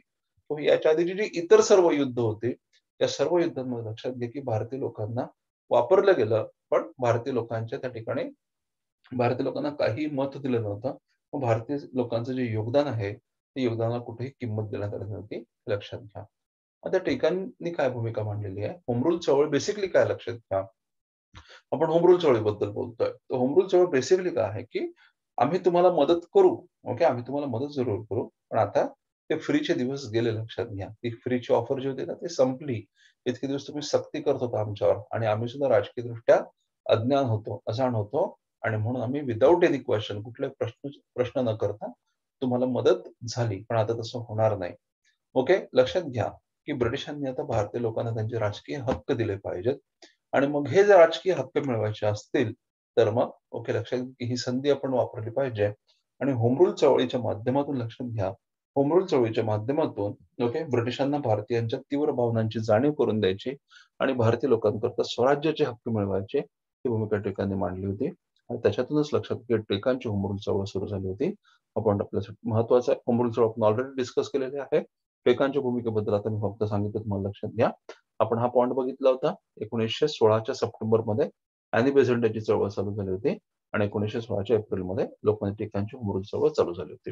हे पॉइंट आपल्यासाठी महत्वाचे आहेत. मग होम रूल चळवळीच्या दरम्यान लोकमान्य टिळकांनी ओके काय म्हणून आपण त्याला वातावरण मोठ्या प्रमाणामध्ये पेटवलं होतं असं आपल्याला दिसतं. ओके लोकमान्य टिळकांना सरकारने अटक देखील करण्याचा प्रयत्न केला होता. ओके लोकमान्य टिळकांनी जी वक्तव्य केली होती चळवळीच्या दरम्यान ओके त्या मुद्द्यांवरून लोकमान्य टिळकांवर ओके खटला भरण्यात आला होता आणि या खटल्यामध्ये मी तुम्हाला हा मुद्दा सुद्धा सांगितला होता की लोकमान्य टिळकांची बाजू मांडण्याचं काम मोहम्मद अली जिना यांनी केलं होतं. बरोबर आहे का? मोहम्मद अली जिना यांनी लोकमान्य टिळकांची बाजू मांडण्याचं काम केलं होतं आणि हायकोर्टामध्ये लोकमान्य टिळकांची सुटका देखील झाली होती. ओके आता नेक्स्ट पॉईंट सांगतो लक्षात घ्या. तर मग आता होम रूल चळवळ संपुष्टात आली आणि होम रूल चळवळ संपुष्टात येत असताना शेवटच्या टप्प्यामध्ये आपल्याला काय दिसतं लोकमान्य टिळकांनी इंग्लंडला प्रयाण केलं होतं. बरोबर आहे का? 1918 मध्ये लोकमान्य टिळक इंग्लंडला निघून गेले होते असं दिसतंय. इंग्लंडला प्रयाण केलं. ओके याचं कारण काय सांगितलं गेलं? लोकमान्य टिळकांच्या दृष्टिकोनाचं त्यांच्या वतीनं काय कारण सांगितलं गेलं? आताच मी तुम्हाला एक गोष्ट सांगितली होती. गोष्ट कोणाची होती? व्हॅलेंटाईन चिरोलची होती. बरोबर आहे का? या व्हॅलेंटाईन चिरोलने इंडियन अनरेस्ट नावाचं पुस्तक लिहिलं होतं आणि या पुस्तकामध्ये त्यांनी लोकमान्य टिळकांना भारतीय असंतोषाचा जनक असं म्हटलं होतं. तर मग लोकमान्य टिळकांनी काय केलं? ओके त्याच्यावर अब्रू नुकसानीचा खटला दाखल केला आणि मग तो खटला लढण्यासाठी म्हणून लोकमान्य टिळक विलायतेला निघून गेले होते. पण त्याचबरोबर एक सुप्त हेतू सुद्धा होता लक्षात घ्या. हे काय होतं? एक कारण जरूर होतं, पण ते कसं होतं दिसणारं बाह्य कारण आहे. दृश्य कारण आहे लक्षात घ्या. सुप्त कारण सुद्धा. तर सुप्त कारण काय होतं? इथं हा महत्वाचा मुद्दा आहे. आपल्याला काय दिसतं समजून घ्या. आपल्या बुक्समध्ये मेन्शन नाही केलेलं आहे. पण हे फार महत्वाचं आहे लक्षात घ्या. 1917 मध्ये आपल्याला काय माहिती आहे? जागतिक स्तराचा विचार केला. जागतिक राजकारणाचा विचार केला आपल्याला काय माहिती आहे? 1917 मध्ये रशियन क्रांती झाली होती. बरोबर आहे की नाही? 1917 मध्ये रशियन क्रांती घडून आली होती आणि रशियन क्रांतीने एक नवीन विचार मांडला होता. समाजसत्तावादाचा विचार मांडला होता. सोशलिझम आपण ज्याला म्हणतो ना, त्या सोशलिझमचा समाजसत्तावादाचा विचार मांडला होता आणि त्या ठिकाणी लक्षात घ्या की श्रमहारा वर्ग आपण म्हणतो, श्रमिक वर्ग आपण याला म्हणतो. श्रमिक वर्गाच्या प्राबल्याचा मुद्दा त्यांनी मांडला होता. विशेषतः कामगारांची भूमिका. शेतकरी आणि कामगार, विशेषतः कामगारांची भूमिका. आता लक्षात घ्या की आता ही जी रशियन क्रांती आहे, ही या विचारांची व्याप्ती विचार बोलतोय बरं का. या विचारांची व्याप्ती काय फक्त रशियापुरती होती का? नाही. अल्पावधीमध्ये आपल्याला काय दिसतं? इव्हन रशियन म्हणजे जेव्हापासून समाजवाद उदयाला आला, तेव्हापासूनच टप्प्याटप्प्यामध्ये 20व्या शतकाच्या आरंभापासूनच लक्षात घ्या, हे जे सोशलिझमची संकल्पना आहे, समाजसत्तावादाची संकल्पना आहे, विविध युरोपीय देशांमध्ये पसरायला लागली होती आणि त्या देशांमध्ये ओके कामगारांच्या हक्कांच्या चळवळी सुरू झाल्या होत्या. कामगारांचं वर्चस्व प्रस्थापित करण्याच्या चळवळी सुरू झाल्या होत्या आणि ब्रिटनमध्ये त्याचप्रमाणे लेबर पार्टी स्थापन झाली होती लक्षात घ्या. तर ब्रिटनमध्ये लेबर पार्टी ही उत्तरोत्तर स्ट्रॉंग व्हायला लागली होती. लेबर पार्टी कशी आहे? लेबर पार्टी प्रो सोशलिझम अशा प्रकारची आहे. कामगारांच्या हक्कांची भूमिका होती. आता लोकमान्य टिळकांची भूमिका काय? तर लोकमान्य टिळकांचा प्रयत्न काय होता? आता एक लक्षात घ्या की हे स्पष्टपणे दिसून येत आहे की भविष्यामधलं यालाच लक्षात घ्या की दूरदृष्टी आपण ज्याला म्हणतो ना, राजकीय दृष्टी यासाठी टिळकांसारखा नेता पाहिजे असं आपल्याला लक्षात येतं. ओके समजून घ्या टिळकांचा दृष्टिकोन तुमच्या लक्षात येईल. ओके तर बघा या ठिकाणी काय दिसतंय की भविष्यामध्ये मजूर पक्ष सत्तेवर येईल. मग अशा परिस्थितीमध्ये जेव्हा केव्हा मजूर पक्ष सत्तेवर येईल, त्या मजूर पक्षाने भारताप्रती सहानुभूतीची भूमिका बाळगली पाहिजे आणि म्हणून लक्षात घ्या की लोकमान्य टिळक त्या ठिकाणी गेले होते. हेतू काय होता? मजूर पक्षाच्या नेत्यांशी संपर्क, संबंध प्रस्थापित करणं आणि मजूर पक्षाला भारतानुकूल करून घेणं. कारण तशा प्रकारे मजूर पक्षाची भूमिका दिसते. अन्यायाविरुद्ध, शोषणाविरुद्ध संघर्ष.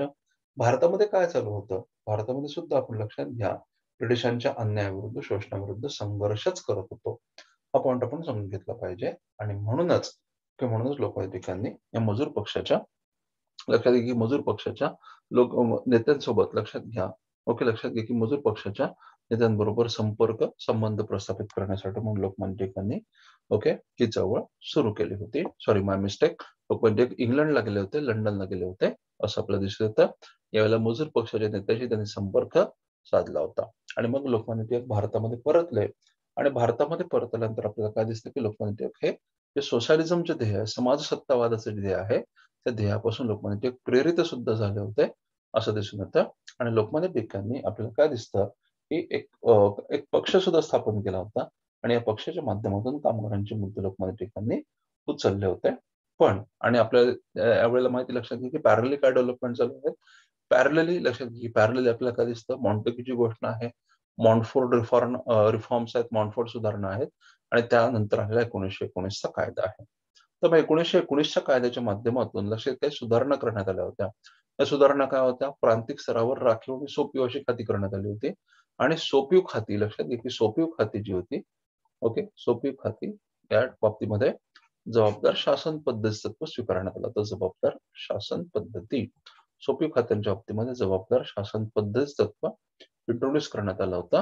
आणि थोडक्यात निर्वाचन जे असेल, निर्वाचन निवडून आलेले जे लक्षात घ्या की व्यक्ती असतील ते सोपीव खात्याचे मंत्री बनतील अशा प्रकारची तरतूद होती.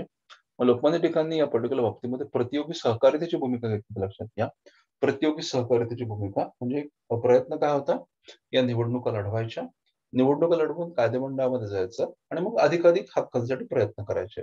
एक दबाव टाकायचा सरकारपुढे अजून मागण्या करायच्या आणि भारतीय लोकांना जास्तीत जास्त अधिकार कसे मिळतील यासाठी प्रयत्न करणं, यालाच प्रतियोगी सहकारितेची भूमिका असं म्हटलं जातं. आणि हा जो कार्यभाग आहे लक्षात घ्या, हा साध्य करण्यासाठी म्हणून लोकमान्य टिळकांनी एक काय दिसतं आपल्याला की एक संघटना, राजकीय संघटना स्थापन केली होती. त्या राजकीय संघटनेचं नाव होतं काँग्रेस डेमोक्रेटिक पार्टी. हे वाक्य आपल्यासाठी अत्यंत महत्वाचं आहे. काँग्रेस डेमोक्रेटिक पार्टी नावाची संघटना लोकमान्य टिळकांनी स्थापन केली होती. Is it okay? हे वाक्य समजून घ्या. आणि आता साहजिकच निवडणूक लढवण्याचा मनीषा होती, परंतु हा प्लॅन सक्सेसफुल होण्याच्या आधीच आपल्याला काय दिसतं, हे जे महान व्यक्तिमत्व, हे जे नेतृत्व आहे, या नेतृत्वाचा मृत्यू झाला होता. 1 ऑगस्ट 1920 रोजी लोकमान्य टिळकांचा मृत्यू झाला होता. इथे एक महत्वाचा मुद्दा मी तुम्हाला सांगतो. लोकमान्य टिळकांचा मृत्यू झाला आणि त्याच दिवशी लक्षात घ्या की त्याच दिवशी महात्मा गांधींनी आपली असहकार चळवळ सुरू केली होती. लोकमान्य टिळकांचा मुंबईमध्ये मृत्यू झाला. मुंबईमधूनच गांधीजींनी असहकार चळवळीची सुरुवात केली होती. आणि लोकमान्य टिळकांच्या अंत्ययात्रेमध्ये गांधीजी सहभागी झाले होते आणि त्यांनी या चळवळ सुरू करत असल्याची घोषणा केली होती. आणि म्हणूनच या घटनेकडे असं कसं बघितलं गेलं, त्या घटनेकडे टिळक युगाची समाप्ती झाली आणि गांधी युगाची नांदी झाली, गांधी युगाची सुरुवात झाली, अशा स्वरूपामध्ये या घटनेकडे बघितलं गेलं होतं. हा पॉइंट आपल्यासाठी अत्यंत अत्यंत महत्वाचा आहे, हे समजून घ्या. Is it okay? सो हे मुद्दे महत्वाचे समजून घ्या. अशा पद्धतीनं तुम्हाला ह्या गोष्टी लक्षात ठेवायला हव्यात. ठीक आहे? होपफुली हे मुद्दे तुमच्या लक्षात आले असावेत. जरा टिळकांबद्दल टिळकांचं योगदान काय होतं. आता आपण बघूयात महादेव गोविंद रानडे, न्यायमूर्ती रानडे यांच्याबद्दलची माहिती आपण आता डिस्कस करूयात. भारताच्या इतिहासामधलं, महाराष्ट्राच्या समाज सुधारकांच्या इतिहासामधलं अजून एक महत्वाचं महनीय अशा प्रकारचं व्यक्तिमत्व म्हणजे भगो रानडे. लक्षात घ्या, तुम्हाला टिळकांचं तर वक्तव्य माहितीच आहे. रानड्यांचा जेव्हा मृत्यू झाला होता, बरोबर ना, रानड्यांचा जेव्हा देहांत झाला होता, आपल्याला हे माहिती लक्षात घ्या की रानडे आणि टिळक यांच्यामध्ये कमालीचे टोकाचे मतभेद होते, बरोबर आहे की नाही. रानडे यांची भूमिका, रानडे यांचे जे काही प्रयत्न होते, त्यांचं जे काही कार्य होतं, त्यांच्या मर्यादेबद्दल लोकमान्य टिळक हे एकदम टीकात्मक अशा स्वरूपामध्ये बोलायचे. लोकमान्य टिळकांनी त्याच्यावर कडवी टीका केली होती आणि ती टीका करत असताना लोकमान्य टिळकांनी कधीही हातचा राखून ठेवलेला नव्हता. असं आपल्याला दिसून येतं. परंतु हे वाक्य सुद्धा आपल्यासाठी महत्वाचं लक्षात घ्या की रानड्यांचा मृत्यू झाल्यानंतर टिळकांनी जे काही वक्तव्य केलं होतं, त्याच्यातून रानड्यांच्या कार्याचं महत्व आपल्याला दिसून येतं. एक सिंपल आहे, लक्षात घ्या, की ओके, जे कोणी आपले समर्थक असतात, त्यांनी आपल्याबद्दल जर काही चांगलं बोललं तर ते ठीक आहे ना, आपण म्हणू शकतो ना, ठीक आहे बाबा, आपला समर्थक होता तर आपल्याबद्दल असं बोलतोय. पण एखादा व्यक्ती आपला विरोधक असताना, ओके, तो व्यक्ती जर आपल्याबद्दल काही बोलत असेल, तर निश्चितपणे ओके, लक्षात घ्या, की त्या पर्टिक्युलर व्यक्तीच्या कार्याचं महत्त्व आपल्याला समजून येतं. मग इथं लोकमान्य टिळक काय म्हणाले, लक्षात घ्या. लोकमान्य टिळकांचं म्हणणं काय होतं, की 1857 नंतर जी काही स्थिती निर्माण झालेली आहे, ओके, त्या स्थितीचा विचार केला तर असं दिसून येतं, की आपला जो मराठी प्रदेश आहे, महाराष्ट्र देश, आपला मराठी प्रदेश एक थंड गोळा होऊन पडला होता. म्हणजे निश्चित आपण ज्याला म्हणतो, काही ॲक्टिव्हिटी नव्हती, थंड होऊन पडलो होतो. ओके, लक्षात घ्या. ओके, तर मग त्यावेळेला लक्षात घ्या, की त्यावेळेला अशा थंड गोळ्याला लक्षात घ्या, की थंड गोळ्याला ऊब देऊन ओके, त्याला सजीव करण्याचा, त्या थंड गोळ्याने आपले हातपाय हलवावेत.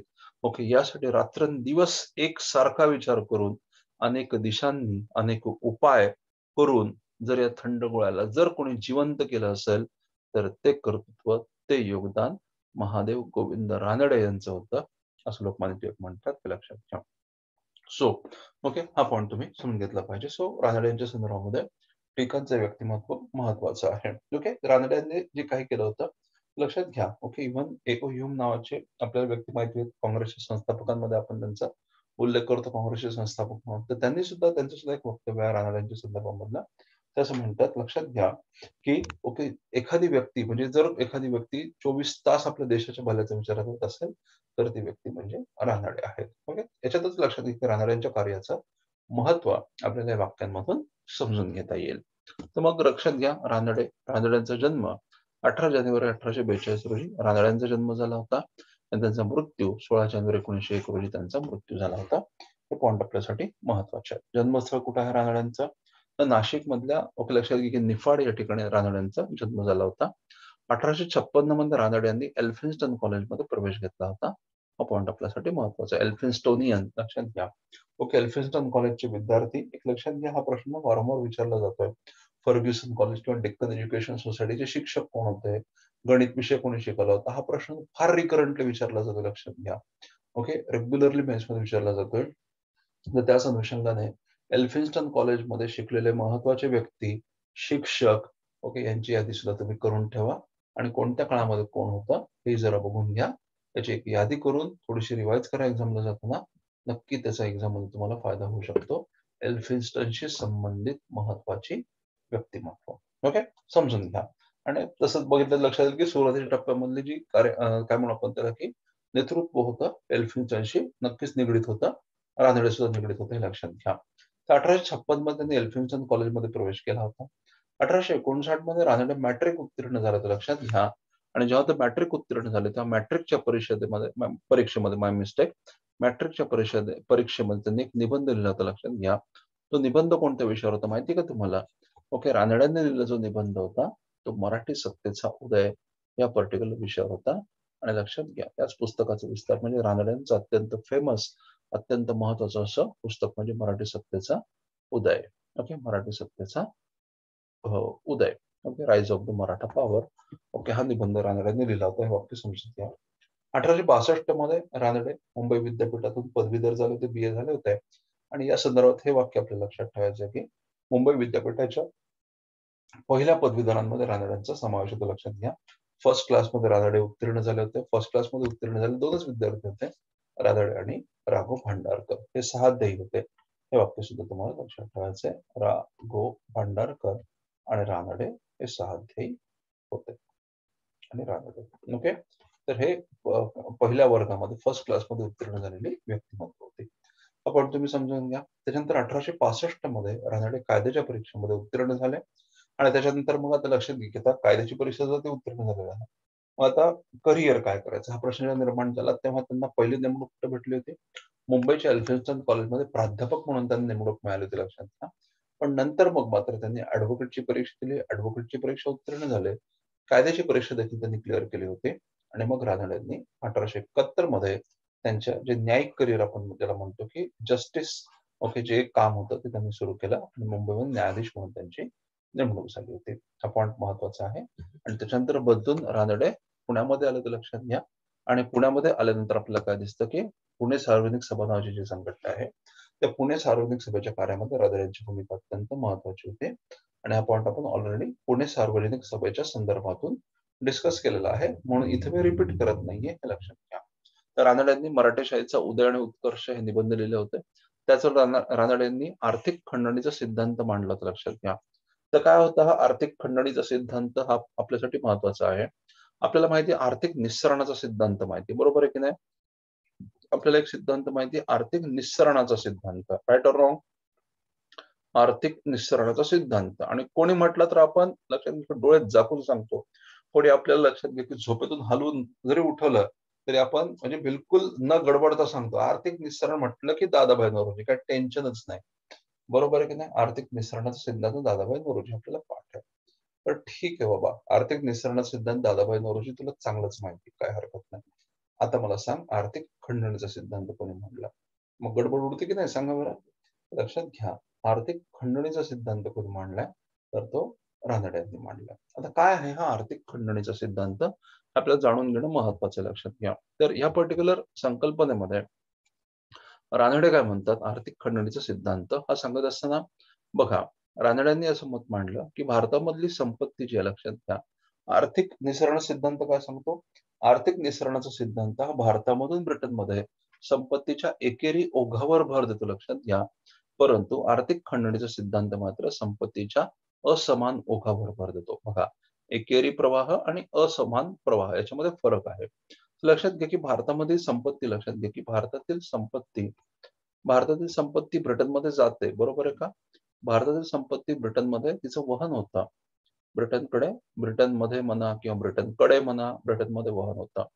पण त्याच्या बदल्यामध्ये ब्रिटिशांकडून भारतीयांना काय भेटतं का? तर लक्षात घ्या की ब्रिटनकडून आपल्याला काय भेटतं त्याच्या बदल्यामध्ये?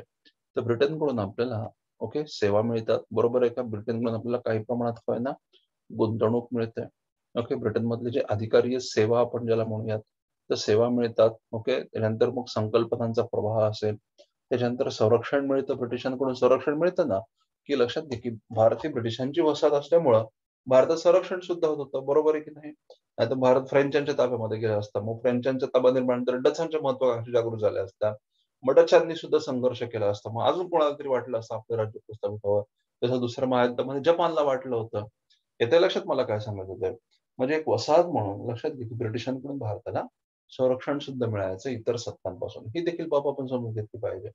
म्हणजे ब्रिटिशांनी लक्षात घ्या की ब्रिटिश सत्तेकडून भारतीयांना काय मिळतंय का? तर ब्रिटिश सत्तेकडून भारतीयांना डेफिनेटली काही गोष्टी मिळतात, लक्षात घ्या. ओके, ब्रिटिशांची गुंतवणूक भारतामध्ये येते. ओके, ब्रिटिशांकडून सेवा मिळतात. ओके, लक्षात घ्या. त्याच्यानंतर आधुनिक विचारांचं जे आगमन आहे ते आपल्याला दिसतंय. संरक्षण मिळतंय. बाबी आहेतच ना. आता म्हणून लक्षात घ्या की असं नाहीये की भारतातून ब्रिटिशांकडे संपत्तीचा एकेरी ओघ वाहतोय आणि त्याच्या बदल्यामध्ये ब्रिटिशांकडून काही मिळतच नाही असं होत नाहीये.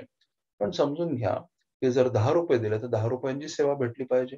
₹10 दिले ₹10 गुंतवणूक झाली पाहिजे. ₹10 दिले तर ₹10 किमती संरक्षण झालं पाहिजे ना. तसं होत नाहीये. ब्रिटिश लोक काय करतायत? ब्रिटिश लोक ₹10 सेवा देतात, पण वसूल मात्र ₹1000 करतात. आणि लक्षात घ्या म्हणजे थोडक्यात रानडे काय म्हणतात? रानड्यांच्या सिद्धांतानुसार भारतामधून ओके ब्रिटिशांना संपत्ती मिळते, पण तेवढ्या प्रमाणामध्ये ब्रिटिशांकडून भारतीय लोकांना सेवा मिळत नाही. याचं कारण काय आहे? भारतीय लोकांना ब्रिटिशांनी कोणतीही चॉईस ठेवली नाही. भारतीयांच्या इच्छेविरुद्ध ब्रिटिशांची मर्जी भारतीयांवर लादली जाते आणि ज्या काही सेवा, ज्या काही वस्तू ओके ब्रिटिशांकडून भारतीय लोकांना मिळतात, त्याची किंमत, त्याचं मूल्यांकन हे ब्रिटिशांकडून एकेरी पद्धतीने ठरलं जातं आणि आपण एक वसाहती गुलाम राष्ट्र असल्यामुळं ओके या पर्टिक्युलर बाबतीमध्ये काहीही म्हणणं मांडण्याची संधी भारतीय लोकांना नसते.